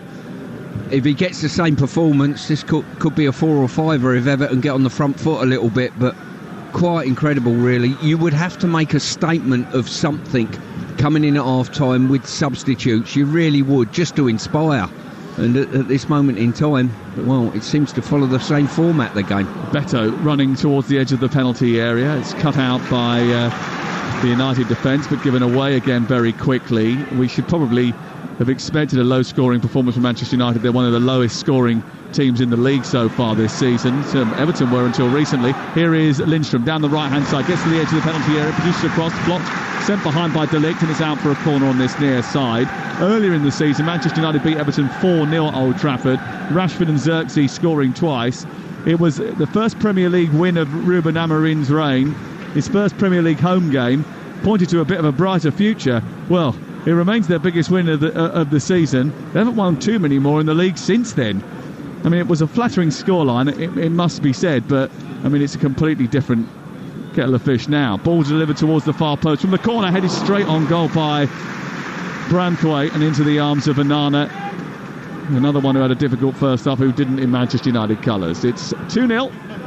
Well, the incredible thing is as well, you've got Rashford at the moment wearing Aston Villa colours and deciding to run around a little bit and being reasonably effective, you know. Here is Dalot high up on the far side, combining with Ugarte. Gets it into a inside right channel. Casemiro to Xerxes, who's trying to turn away from Branthwaite, who manages to nudge it clear. Picked up by Bruno Fernandes, just about 10 yards outside the D on the Manchester United right. We'll go through the 2-11s for you in just a second as Mazraoui comes down the side of the pitch for Manchester United, exchanges passes with Ugarte. Ugarte plays it square, and then it's on to De Ligt. De Ligt runs out towards the left, and Dorgu takes on Lindstrom, beats him, gets a cross into the box, it's into the penalty area, hooked away by Harrison, and then Idrissa Gueye almost got there first, but actually Casemiro ended up nabbing it. It's out to the right, Manchester United on the attack with Ugarte, decent looking cross from Ugarte, headed away by O'Brien, but it'll drop for Fernandes, who loops a header back in towards the middle of the penalty area, eventually cleared by O'Brien, and it's up and over the halfway line towards relative safety, although Maguire did well to take that out of the sky and get Manchester United moving again. Still 2-0 to Everton, live on Talksport this lunchtime. Keeping updated with stuff that's happening elsewhere. Cardiff still leading Plymouth by a goal to nil. They're quite deep into the second half there. We're obviously a little bit later than usual because of the 6 minutes that were added at the end of the first half. Walsall, the league leaders in League 2, lead Morecambe by a goal to nil. Hibs still way on top against Celtic as well. And Barnsley 1-0 up against Rotherham in League 1. Sunderland behind at home to Hull. That game continues on Talksport 2. Here's Ugarte combining with Zirkzee down the right-hand side. Looks to try and get the better of the Everton defender.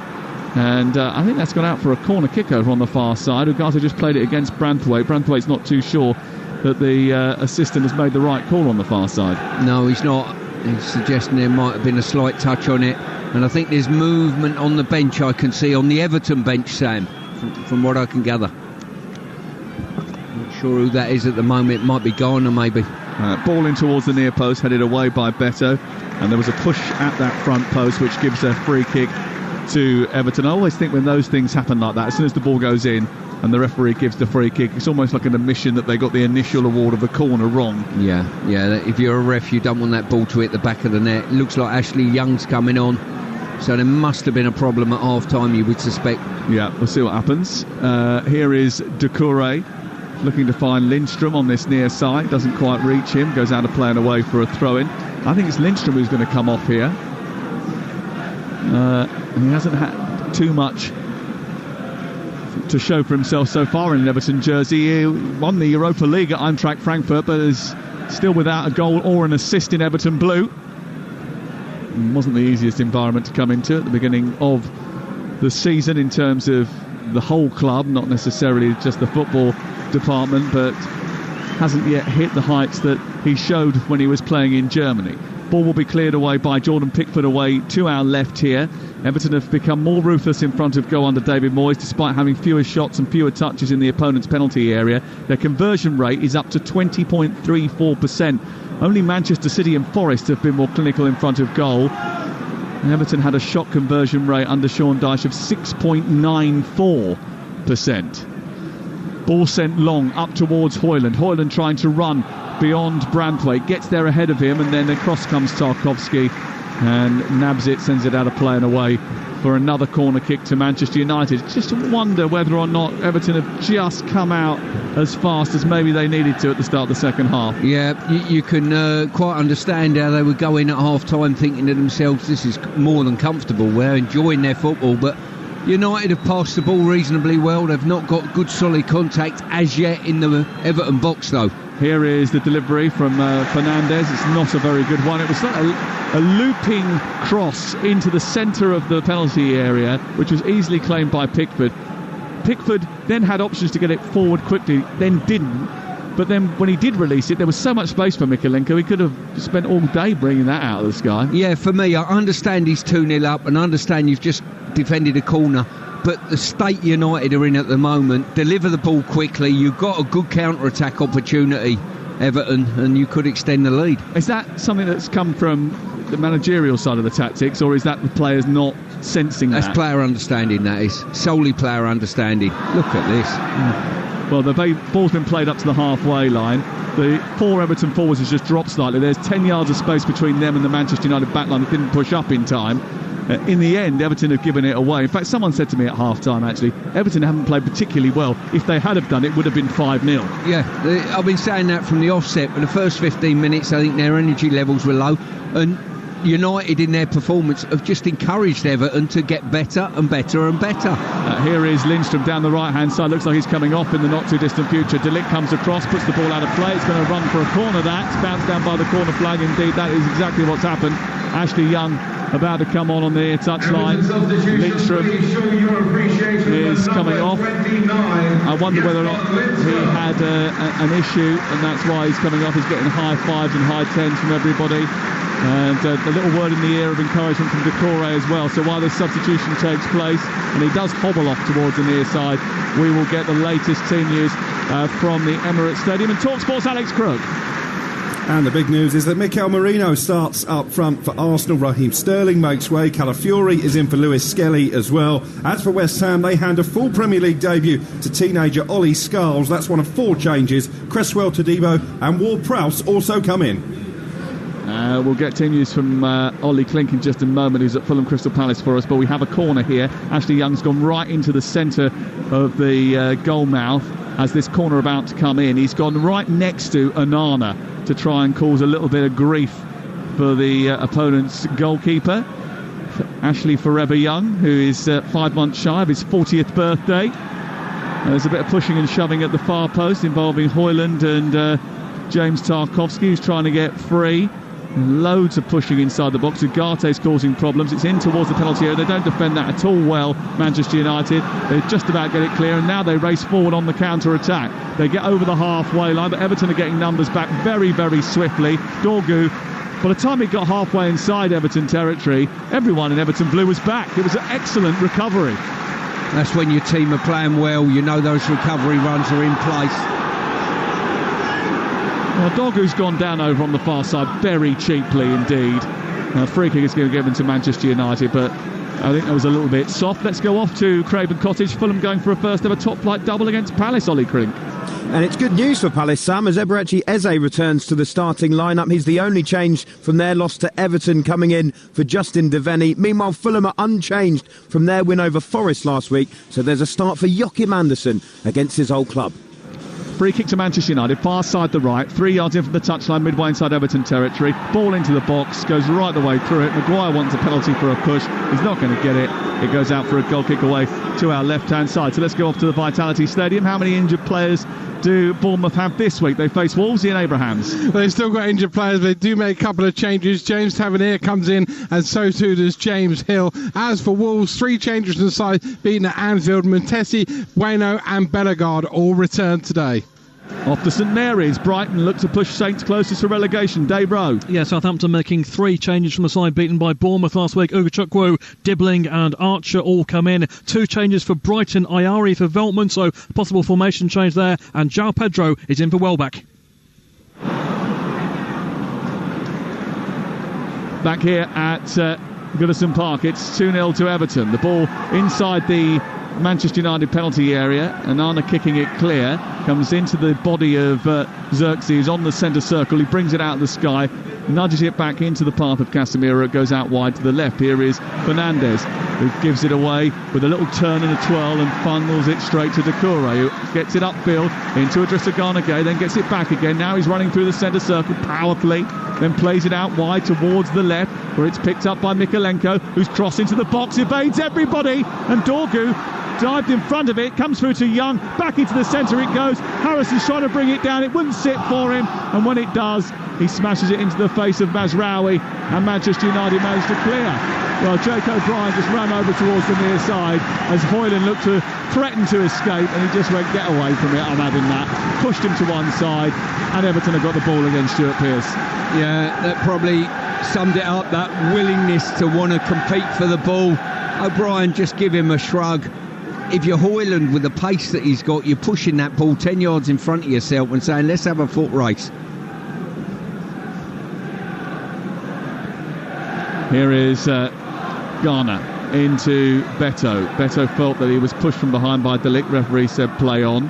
The ball breaks towards the edge of the penalty area on the right side, where Harrison engages with Mazraoui. He gets it forward to Dalot, but then immediately it comes back to him, and Harrison is on him in a flash once again. And I think actually one of the benefits that Everton have seen over the last couple of weeks is that even when they've lost Iliman Ndiaye, and they've lost a lot of players, by the way, Everton, to injury. I think Manchester United have had to deal with so many injuries, but Everton, McNeil hasn't played since December, Coleman's been out since Boxing Day, Mangala and Calvert-Lewin are out long term, Patterson, Brozier and Ndiaye all out. But Harrison's come into the team and he's worked really hard on that left-hand side and given them good balls into the box at times too. Yeah, as I say, things haven't gone swimmingly since Moyes has come through the door. There's no doubt about that. He's had a lot of injuries. He's had a lot to deal with. Calvert-Lewin, who you pin your hopes on, and Daichi did as well, has been missing and injured as well. But listen, you wouldn't know that looking at this team and the way they're playing. Well, Abdoulou Doucouré scored a goal today, and he's got more goal involvements against Manchester United than against any other side. He enjoys playing against them, and his goal was the second of the two that Everton have managed to fashion this afternoon. How many goals will we see at Portman Road over on Talksport 2 this afternoon? And commentating for us, it's Ian Dante. Sam, your guess is as good as mine. Ipswich make 4 changes from the 1-1 draw at Villa last time out. Godfrey, Davis, Philogene and Clark in for Enciso is injured. Johnson, Townsend and Twanzebe suspended. As for Spurs, 3 changes from the win against Manchester United. Udogie, Gray and Johnson come in. Maddison drops to the bench, so too Porro. Ben Davis not in the squad. Live from 2:30 on Talksport 2, Ipswich Town against Tottenham Hotspur. And easy, by the way, to listen to Talksport 2. Just download our app, which is available from the App Store. You can flick between Talksport 2. You can just ask your smart speaker, if you like, to play Talksport 2. Dorgu on this left-hand side having a little bit of trouble today. He shows promising signs sometimes going forward, but defending not necessarily his forte. He made his debut against Leicester played on the wrong side. He's usually a left wing back. He came from Lecce for 25 million quid. He's only 20 years of age. I don't think they wanted to thrust him in as early as they've had to, but they certainly, because of injuries, have been forced into doing so. Stuart, are you a little bit concerned that maybe he's been rushed in a little bit too early? Well, listen, he's playing as good or as badly as anyone else in the red shirt potentially out there, Sam. So who knows? The fact that they've not made any changes at all, United, is astounded me really a little bit. But listen, the pattern of this game is following the same as the first. Everton enjoying it. Got a country mile to pass the ball around in, and there's no pressure whatsoever from United on them. Well, Everton have lost their previous 5 Premier League games against Manchester United, and they failed to score in each of the past 4. The last time they lost 5 league matches against an opponent like that without scoring was against Wolves in 1957 to 1960. So it's been a long time since it had happened, and it was never going to be allowed to happen under David Moyes. And they are certainly bossing this encounter. 60 minutes now on the clock, 2-0 to Everton. And it's thrown by O'Brien into the chest of Beto. Beto, who manages to keep it in on the near side. And again, Everton just working just a little bit harder than everybody else. And do you know what? Sometimes they have been a bit scruffy themselves in a sense, Stuart. But because of the endeavour that they're showing, they're getting a little bit of fortune. Yeah, you're exactly right there. They've competed, and especially in the box with headers at both ends of the pitch, Sam, they've competed and won the vast majority of those. And I'll tell you what, it just tips the scales in your direction. It's been a scruffy game for large parts, but it's still 2-0 to Everton. Live on Talksport, and that Ipswich Tottenham game coming on Talksport 2 a little bit later, and the big boxing bout tonight starts on 2 and will finish on Talksport later on. Ball in towards the near post, and then Branthwaite steps in front of Hoyland, scoops the ball away from him, looks like it's going out for a corner, and rather casually he says nah, flicks it back over his head towards his goalkeeper, who plucks it out of the sky. I mean, that was Harlem Globetrotters stuff from Jared Branthwaite. Well, I think if you think in any way, shape or form he meant to put it back to his goalie from there, I'm deluded. Honestly, it's ridiculous. Why would you do something like that if you're a defender? But I tell you what, he got away with it, and that's been the nature of things. And I think we're going to see Garnacho now. It was either a wonderful bit of skill, Stuart's sceptical, or it was an absolute mistake. Casemiro comes off, and on comes Garnacho. So we'll have a reconfigured Manchester United midfield now, with Fernandes dropping in alongside Ugarte, and Garnacho coming out on the left-hand side. Yeah, as I say, I think this should have been done at least, well, it's almost looking like a 4-4-2 scenario. This should have been done a long time back, in my opinion. Yeah, I just saw that.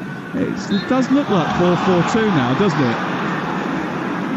No, he did it in the first game that they played. One of the first games they played at Old Trafford. They played Bodo Glimt, and they got in front in that game, then went behind, and he went behind in the game, then got in front, and he changed the shape really quickly to a back 4. So he has done it briefly beforehand, but not in the Premier League, and I just wonder whether or not that's the case, or whether it was just a sort of positional thing for that particular setup of a set piece, because they've gone back to a 3 very quickly. Yeah, as I say, it was just easy on the eye to us. We saw what we thought should happen, really. Yeah, probably. And drop into a 4, but it's not the case. 39,290 here. And it has had a bit of a retro feel about it again today. It's Goodison Park on this sunny day in February. A bit chilly still, but not too chilly, and certainly a beautiful blue sky above our head. And it goes all the way back to De Ligt. What are you doing?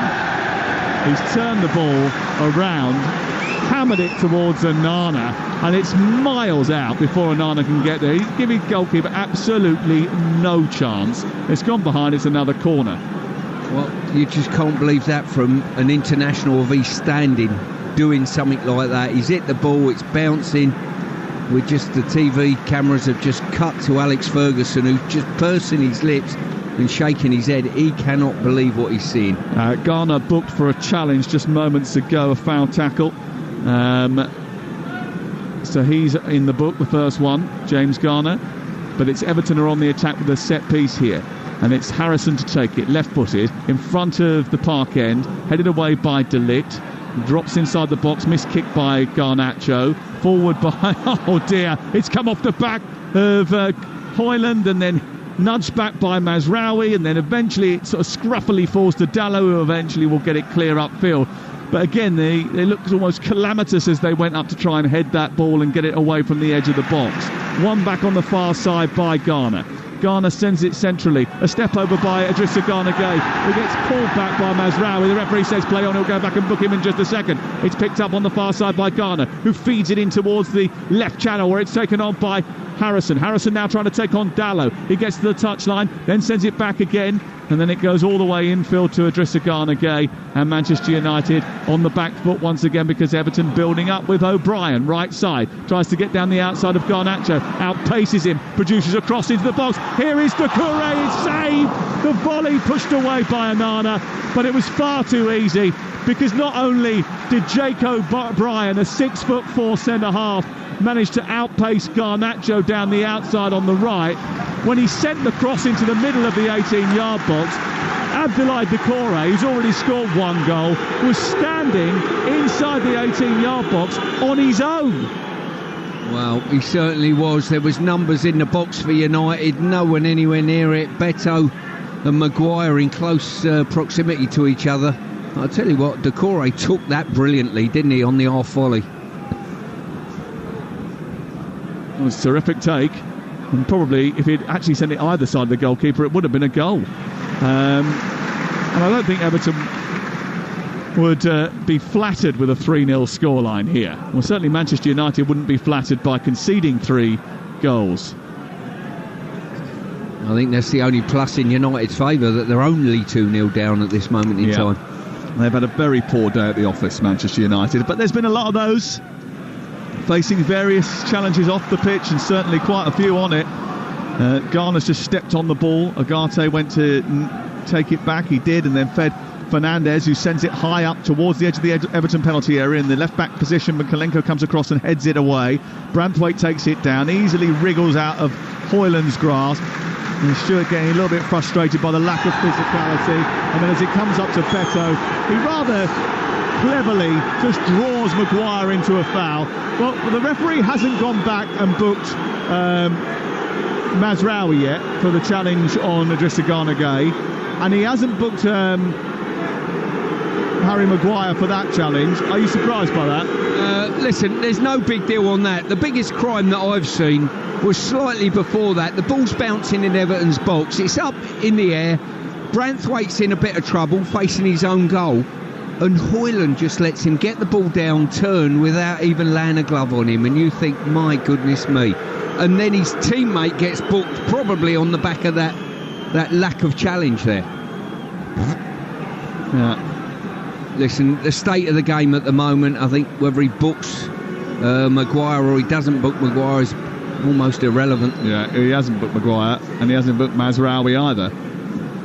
The only players to be booked so far, Jake O'Brien in the first half and Garner in the second half, and it remains 2-0 to Everton on Talksport. Ball sent long down towards the right. Ashley Young with a cross. Harrison coming in at the far post on the edge of the 6-yard box, glanced away by Mazraoui and up towards the halfway line. There is Branthwaite again to meet it ahead of Hoyland, who looks a little bit disinterested now, and it goes all the way back to Pickford.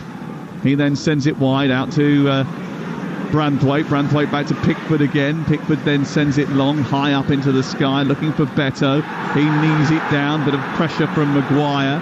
A header forward by Doucouré, forward towards Ashley Young, back out towards Harrison. His header loose in midfield.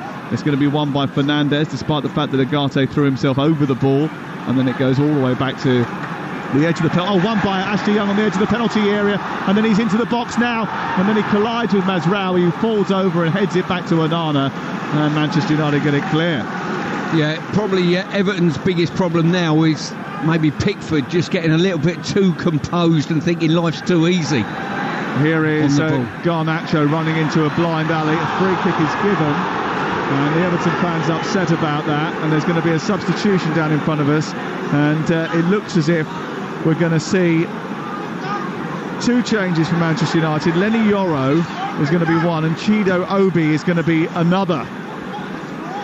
And the 17-year-old is going to replace Rasmus Højlund. Yeah, to be fair, there's not too many United players that should be aggrieved if they're taken off at this stage, if I'm being quite honest with you. He's a former Arsenal trainee, played for England actually up until under 16 level, and now represents Denmark. He was prolific after coming into the Manchester United under 18s. He got 2 hat-tricks for the under-18s in quick succession against Forest and Chelsea, which caught everyone's eye. Prolific at Arsenal before that as well. And the other change, Lenny Yoro, another teenager coming in to the pitch to take off, to replace Matthias de Ligt. No, Mazraoui, I think, has come off. Oh, is it? I think.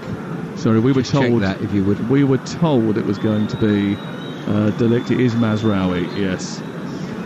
And our producer asks you a question about that in just a second as the ball goes in towards the edge of the penalty area, and it's headed away. Yes, interestingly, he was called Chido Obi Martins when he was at Arsenal, but he has been referred to on the official team sheet as Chido Obi.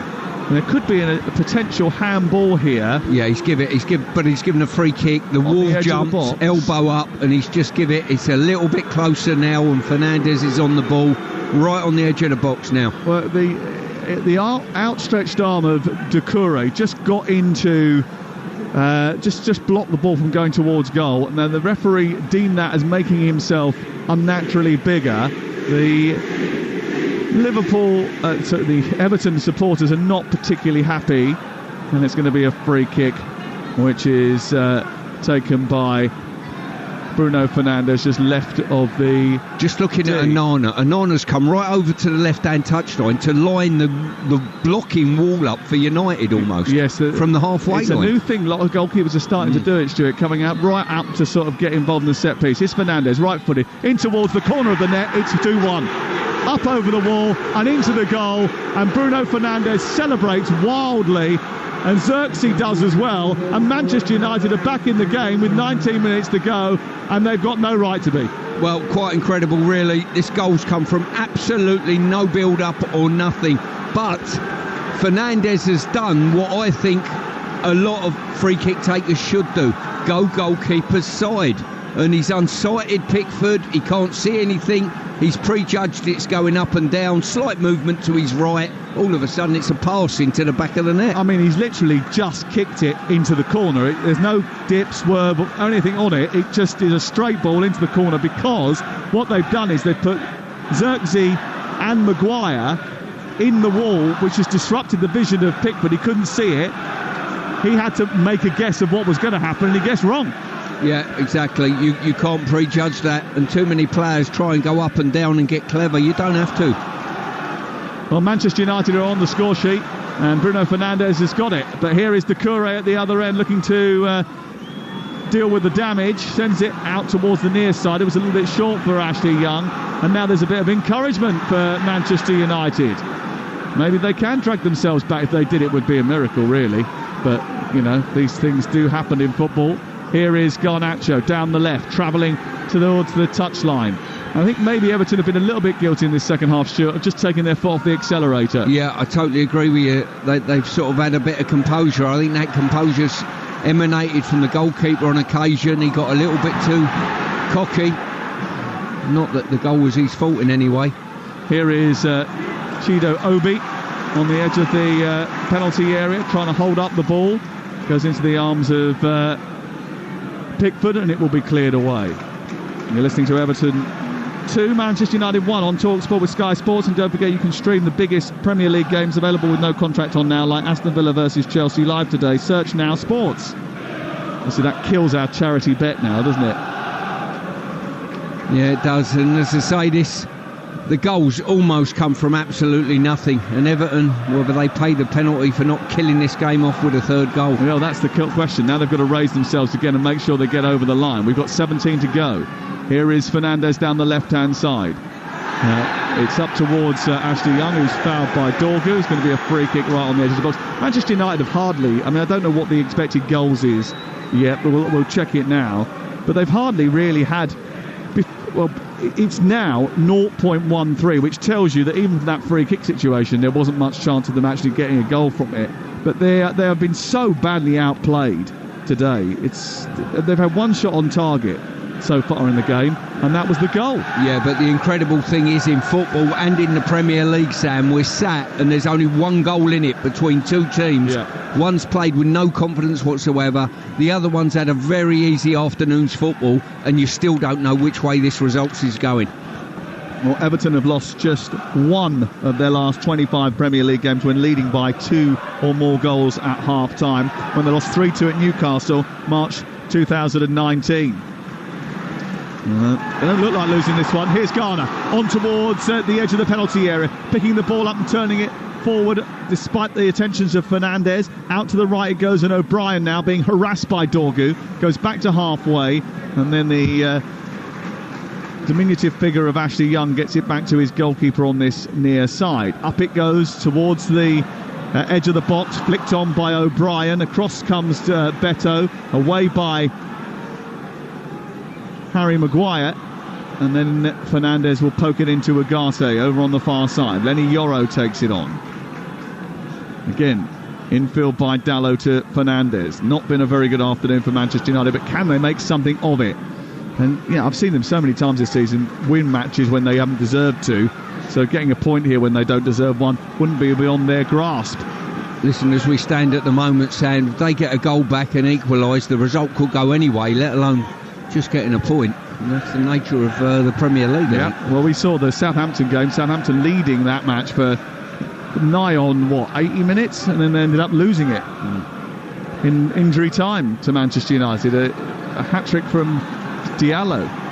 Here is Xerxes. How they'd love to have Amad Diallo available to them now, but he's out long-term with an injury. The red shirts coming forward with De Ligt on this near side into Garnacho. Garnacho tries to take the ball centrally. They're in the middle part of the Everton half, and then it's helped on to Yoro. Yoro then bounds forward. Out over on the right-hand side, there's an opportunity for Dalot to try and get the ball into the box. Instead, it goes back to Fernandes. Fernandes slides it down the side of the penalty area. Poor cross by Ugarte, who got there. And it comes back out to the far side. And Everton, all of a sudden, just sitting a little bit deeper here. There's a nervousness about Everton's play now. The fans can see it. I think Moyes looking at making a double substitution down there. Xerxes into Garnacho, taken on by Ashley Young. Young then clears it upfield, back by De Ligt. They can't hold on to it at the moment, those forwards now. Here is Dorgu on the near side. Timur Abunum is about to come on. Charlie Alcaraz also. Here's Maguire, though, striding through the centre circle and running into the Everton half. He's been allowed to wander a long way. Handed that off towards the far side. Gets it back from Dalot, then infield it goes to Fernandes. 13 minutes to go live on Talksport. It's 2-1 to Everton. De Ligt forward towards the edge of the area, and then Maguire goes down, citing a pull from Jack Harrison. The referee says no. I mean, Jack Harrison is probably about 2/3 of the size of Harry Maguire. There was a bit of wrestling going on. There might have been a slip, but nothing more than that. No, to be fair, Harry Maguire hangs kits on his rear-view mirror bigger than Jack Harrison's kit. Let's be quite honest with you. It's ridiculous. Maguire again up to Dorgu. Dorgu travelling forward, leaves it for Garnacho, who was benched today, left out of the team, and he hasn't done much since he's come on to suggest that was the wrong decision. 12 minutes to go. De Ligt back into Fernandes. Again, the only one who's contributed in an attacking sense really today. And it goes to Maguire. They're now deep inside their own half, Manchester United. Back towards the left it goes, and Garnacho presses on from Ashley Young. Was there a foul there? No, referee says play on anyway. Doucouré then commits a foul on Dorgu, gives away the free kick. And there might be a yellow card here for Ashley Young for his foul. To be fair, pressure's building up a little bit here. United got good territory, good possession, and Everton just sat back, just trying to keep them out and keep them out the box at this moment in time. Well, Charlie Alcaraz and Irabunum about to come on, but they're going to delay it till after this set piece. Fernandes is taking it. Remember, they got back into the game because of a set piece, Manchester United. 10 minutes to go. Can they find an equaliser here? It was so one-sided for a good 60, 70 minutes. Ball into the box towards the far post, headed half clear, comes back to Ugarte. He's equalised on the volley on the edge of the box. It's 2-2. Manchester United, who was so far off the pace in the first half, have come back from the dead to level things up at Goodison Park. 10 minutes to go. Manuel Ugarte for Manchester United gets his first goal for the club, his first goal for anyone in 4 years, and it's the one that draws Manchester United level. It's 2-2. Well, when you think you've seen everything, Sam, something else astounds you. It's quite incredible, really, and we're just looking. They're just checking a potential offside. No, it's definitely not there. Good finish. As I say, he's come onto it at the edge of the box, chested it down well, and then just got his finish away. Goalkeeper semi-unsighted, no chance. And Everton are 2-2 now. This result could go absolutely any way. And if you think there's a fairness in sport, you're deluded having watched this game for 80-odd minutes. Well, the VAR is checking to see if there's a possible foul. I mean, I'm not entirely sure where that foul is going. Manchester United players are appealing that, and the referee just said no, I'm not giving it. It's going to be a goal, no foul, even though De Ligt was looked at. Manuel Ugarte, first goal for Manchester United, just back from injuries. Last club goal was for Sporting of Lisbon in 2021. But he has scored the goal to make it 2-2 here, and they've come back from nowhere to somewhere. And they've done it with 2 shots on goal. 2 shots on Everton's goal, 2 goals. And Charlie Alcaraz and Tim Irabunum replace Garner and Doucouré as they try to, well, reinvigorate their attack again, because they've just come off the boil in the second half. Everton didn't put their foot on the accelerator, didn't finish Manchester United off when they had Manchester United by the throat, and instead have allowed them back into the game. Stuart Pearce. Yeah, as I say, they've not been clinical enough and put them to the sword. For 70-odd minutes, they've absolutely dominated the game. United have been awful. Now, all of a sudden, United are playing with their tails up. And Xerxes just taken on 3 players, played it out towards the left, given it to Garnacho, who's drawn a foul. Another free kick has been given against Everton, and the natives are getting restless now because they saw their team go 2-0 up. I mean, there was no foul there by James Tarkowski. He got the ball, if anything. Now it's been played in the inside channel for Dorgu, who slides it across the face of goal. It's blocked by Irabunum. It goes out for a corner. I'll tell you what, the way this game has changed and flipped on its head now, this could be a 3-2, 4-2 to United, the way things are going, and Everton have got to find something now. They really have. They've got to stop this momentum that United have got. And it's 2 set pieces that have undone them so far, and they have another one here in front of the Gladys Street. In red, attacking the goal away to our left. There's a problem for Branthwaite, who's gone down inside the penalty area, complaining that he's got some sort of thigh issue. Harry Maguire's asking if he would like a lift off the pitch. I'm sure he is. As I say, it's the problem. They don't want to lose Branthwaite at the moment. Certainly don't. And he's getting back on his feet just to sort of deal with himself. Again, Tarkowski is not happy. He's having a word with someone, pointing in someone's face, getting a little bit irritated as this corner about to come in. It's Bruno Fernandes, right-footed, poor delivery. It was cleared away by Mikalenko, who'll get it back again. So Fernandes can try and deliver another one. He puts it for the legs of Mikalenko, then sends it into the centre. Xerxes, it's stopped. It bounces off Branthwaite, who blocks it on the line from Xerxes' header. Was there a handball there? There might have been. Certainly, the referee has stopped the game to wait to see. They'll consult with the VAR, but Josh Xerxes is absolutely adamant that this is a handball against Jared Branthwaite in front of his goalkeeper. Yeah, we're just trying to get a view. There's absolutely no way that is handball. No, it might have hit his hand. I think it's hit his shoulder. It's hit his face. I'll tell you what, good defending by Branthwaite in the right place. Lucky he was there. Xerxes was it who's got the header away. Yeah. And that was destined for the corner of the net, and it might be the last thing that Branthwaite does. Yeah, he's had to go off, I think. He's going to get some treatment. I mean, there's absolutely no possibility of a handball there. I'm not even sure I can work out why Xerxes has been so vociferous in his appeal. I mean, the explanation we were given on the big screen was that it was Beto who'd handballed it. But I mean, it definitely came off Branthwaite's face. Did it then bounce back and hit Beto's arm? Either way, there's absolutely no way that will be given for handball. So I don't know what Xerxes. Yeah, no, that's for sure. That's for sure. Listen, you turn up here, Sam, and you think to yourself, you can sort of buy the way both teams are playing, understand which way the results go in. This has been incredible. I don't think United can play this badly again and come away with a result like they have done today. It's been incredible. I don't think the substitutes have given them a lift in any way, shape or form. It's just been the momentum of the game and Everton dropping off the pace slightly. Well, Australia chasing the 352 to beat England in Cricket's Champions Trophy. They're 79 for 2 after 11 overs. It would be a world record chase, I think. If they, not a world record chase, but a record for the Champions Trophy chase. 86 for 2 now, apparently. You're listening to Everton 2, Manchester United 2 on Talksport with Enterprise. Whatever the mission, home or away, Enterprise has over 120,000 people every day. 9th highest one-day international chase, if they manage it.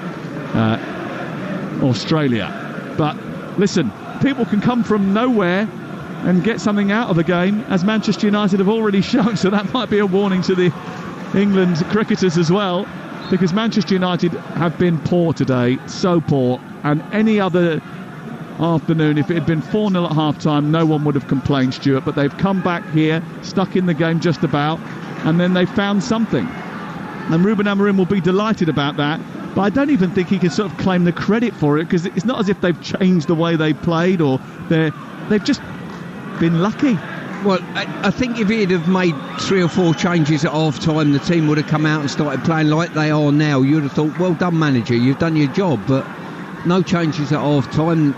The game took the same format, really, for the first 15 or so minutes. And just a free kick from their only player on the pitch who you think can change a game, Fernandes, has changed the game. Well, it's 2 free kicks, isn't it? It's 1 free kick for the one he scored, and then there's the second free kick, which sets up the opportunity for the Ugarte volley. And it was a good, well-taken goal from Ugarte, who doesn't score very many, but he has scored an important one for Manchester United today. Here is Garnacho down the left-hand side, moving towards the edge of the penalty area. He guides the ball infield towards Fernandes. Fernandes then helps it on towards the right. It's collected by Yoro. Yoro into the centre. Obi Martins tries to get hold of it. It doesn't quite work out for him, and then it bounces on halfway for Charlie Alcaraz from Beto, and now Alcaraz is running forward and Fernandes is behind him, and then the ball to Harrison was a poor one. It was right behind his heels. He's managed to dig out across. Dorgu's then flicked it on for Ashley Young. Thanks for that. Gets it back, delivers across. Here's Beto in the header, plants it into the arms of Banana. Well, it was a poor defensive display all round from Manchester United, but it wasn't particularly well crafted by Everton in the end. They got fortunate, it came through to Ashley Young. His cross was very good, planted onto the head of Beto, but he couldn't find the finish, Stuart. I'll tell you what, Youngie might not have youth on his side, but what he has got, the ability to deliver across to the right area at the right weight. He really has. He's put 3 in there now that have been outstanding. Dorgu on halfway, 2-2 with 3 minutes to go. This game completely different now than it was at half-time, and that's the beauty of football. That's why we love it. Anything can happen on a given Saturday. And I'm sure a lot more will unfold with Adrian Durham from 2:30 this afternoon. You've got commentary of Ipswich to Tottenham on Talksport 2.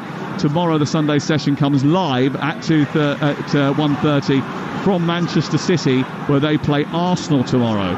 We're very much looking forward to that. Here on halfway, the ball is with Garnacho. Can Manchester United win it late on? Garnacho sends it out towards the right. It's collected by Ugarte. A low ball into the near post, flicked away by Irabunum.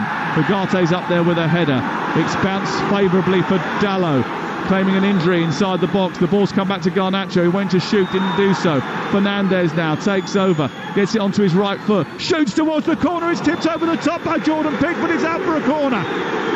What an effort from Bruno Fernandes, who is single-handedly turning the tide for Manchester United. I'm not joking. Mikalenko's gone up for a header. He's gone onto the ground. He's lying on the floor. His team are defending for their life. You've got to get up and get on with the game, man. He's eventually got to his feet now and take his position. Here is the corner over on the far side in front of the Gladys Street. It's Bruno Fernandes, whose right-footed delivery is aimed towards Xerxes. It's headed away by Beto, back in by Ugarte, up in the air by Charlie Alcaraz. It drops inside the box, and a foul given against Xerxes. I'm not entirely sure what for. Everton 2, Manchester United 2. The latest odds are available from Betfair, the official betting partner of Talksport's Premier League coverage. A yellow card for Jordan Pickford. Right now you can get Everton at 6-1 to win the game. Manchester United 4-1. The draw is 11-4 on. It's all thanks to Betfair. Playing out winning bets at 90 minutes with 90-minute guarantee. Terms and conditions apply. 18 plus. BeGambleAware.org. We might have late drama here, as we did the other night, right at the death with James Tarkowski's goal. Are we going to get more of that this afternoon? Everton trying to get back in front in the game. Harrison putting pressure on Lenny Yoro, who manages to clear, but it's won back by Gay into Beto. Beto putting it into midfield, but it's given away to Chido Obi, and Obi is moving forward now, out towards the left. He wants the return from Garnacho. Garnacho into the box, taking on all comers, gets to the edge of the area, feeds Xerxes. Xerxes into the box. Poor delivery, straight down the throat of Pickford, and he cleared away. 5 minutes of added time at the end of the 90. Well, all the things that United were doing badly in the first half, not getting tight to their forwards, not really getting aggressive in their press and being affirmative with their passing, Everton are doing now, and they're doing their best to hand the ascendancy to United. 91 minutes gone. Pickford forward, up towards Young, wins the header. Alcaraz brings it down, sends it outside. Here's Young back into the centre, steered behind by De Ligt, and it's away for a corner for Everton in stoppage time. Well, it's a good break from Everton. The ball into the box wasn't perfect. De Ligt sort of smuggled it towards the goal away to our right. I think he was trying to put it straight out, but it almost went through his own net. The Everton fans are on their feet, and here is the corner to be taken by Jack Harrison, down in front of us, away to our right. It's 2-2 at lunchtime on this Saturday afternoon. And here is the corner. Harrison, good delivery. It's towards the back post. Onana tripped and went to the ground. The ball went out the far side, and Obi manages to clear, but he's cleared only as far as Mikalenko, sent it back towards the edge of the area. It's come kindly for Irabunum, who's beaten to it by Ugarte, who then sends it long, and now it's one-on-one. Garnacho against Mikalenko. O'Brien comes back brilliantly. Still, Garnacho has it on the edge of the area, feeds it to Xerxes left side. Xerxes inside the box on the attack for Manchester United, in towards Garnacho, and the challenge comes in from Idrissa Gana again. It goes out for a goal kick. Well, that went so quickly from an Everton corner to a Manchester United attack. It was unreal. Well, they're showing some life about them now, United, and as I say, they were off. They got numbers forward. They went with pace and power. O'Brien was a little bit worrying there when Xerxes went past him. He sort of give up the ghost on it. You cannot afford to do that, not in the Premier League. On current form, this is a much better result for Manchester United than it is for Everton. On the way the game has gone, this is a brilliant result for Manchester United compared to Everton, who have thrown it away. Yeah, it would be fair to say they've absolutely dominated this game. But the scoreline says 2-2.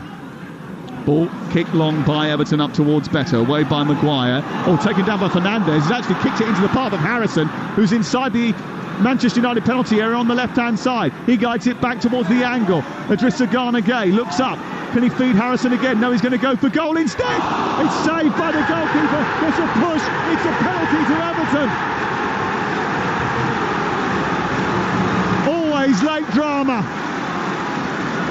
The ball came into the box. The shot was from Idrissa Gana Gueye. Onana saved it. It was pushed into the open penalty area. Beto went down. There was a push in his back. And Manchester United, who have come back from 2-0 down to draw 2-2, have given away a penalty in injury time.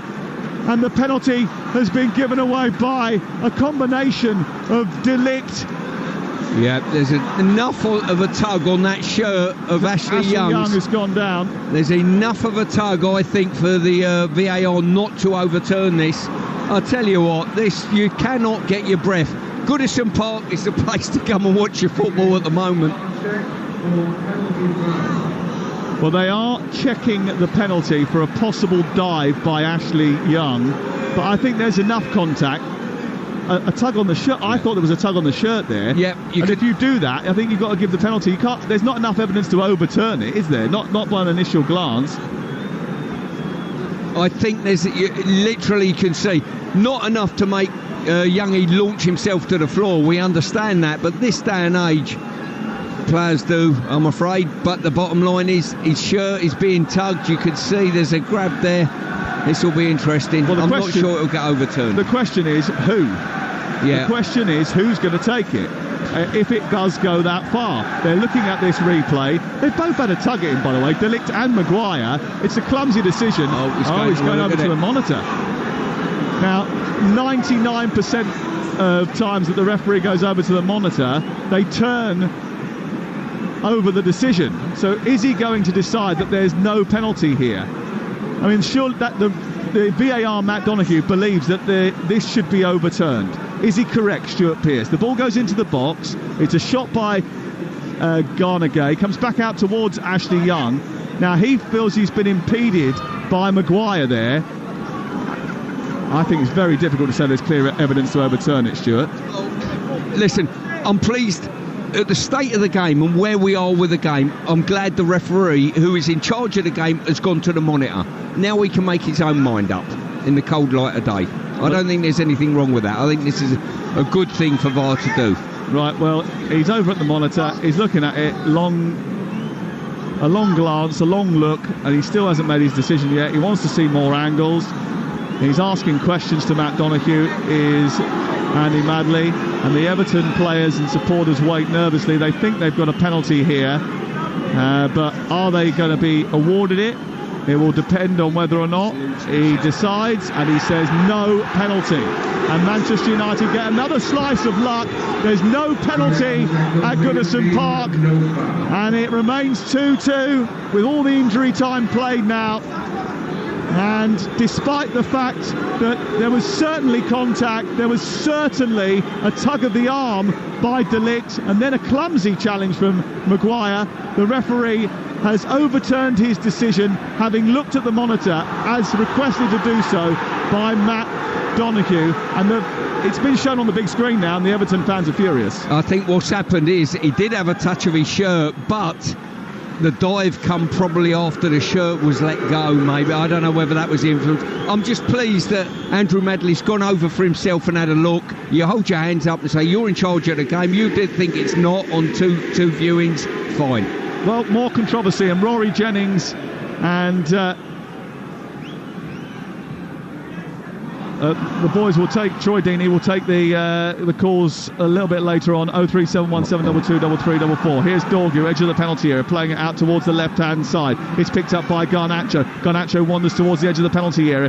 Fernandez plays it square. Euro now to the edge of the box. He tries to send it wide out towards Ugarte, who's crossed into the area, is easily headed away by Irabunam. It's headed up towards the halfway line for Beto to chase. Anana's come out of his goal, tossed it forward. It's flicked on by Obi into Xerxes. Xerxes edge of the area, feeds it to Garnacho. Out comes Pickford before he can get there, and it's collected and cleared away by Jordan Pickford. 98 minutes have been played.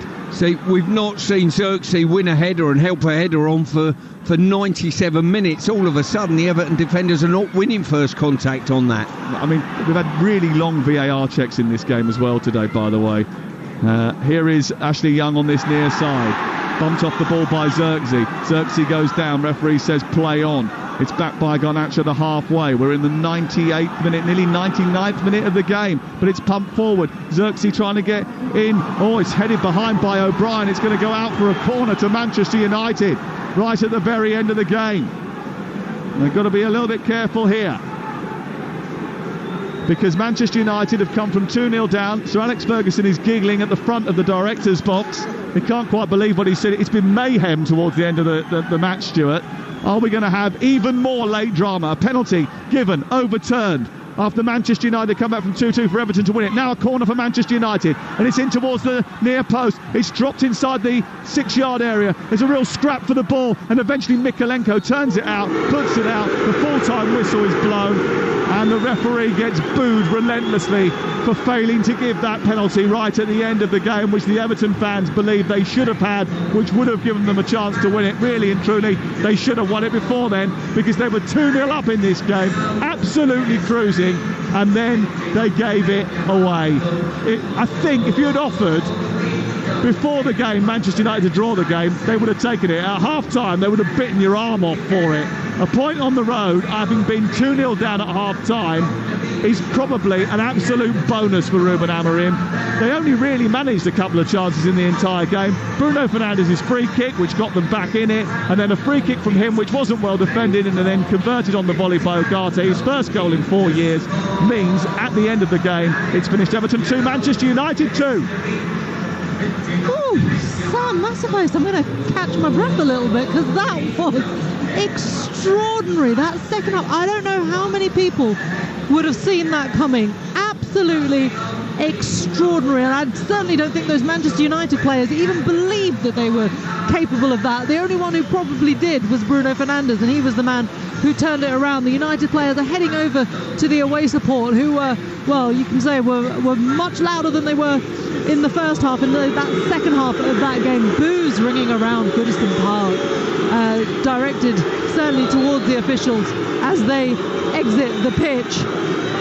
Yeah, they're ringing loudly here while the Everton players do a little lap of the pitch here to thank their fans, and United are still heading in that direction where their away supporters are. Wow, Stuart Pearce, I hope you've had a chance to just catch your breath a little bit. That was an incredible game. I genuinely couldn't believe what I was seeing in that second half. That Manchester United side have absolutely no right, after the first half performance, certainly no right to walk away with a point, but that's exactly what they've done. Yeah, probably for 70 odd minutes they were second best right across the pitch. Everton, I wouldn't say they were outstanding today, but United let them play, let them compete, all of those type of things, and it was a comfortable afternoon. But you always felt as though if United get a goal back, which that man Fernandes, ball on the edge of the box, just plotted it into the empty net almost, you know, from the free kick, all of a sudden you had a feeling there would be a nervousness, and Everton shrunk into themselves slightly. United gained confidence. There were substitutions made by United. I'm not sure they helped or hindered. I really don't know. What you do know is Moisey will be scratching his head. He's not taken 3 points.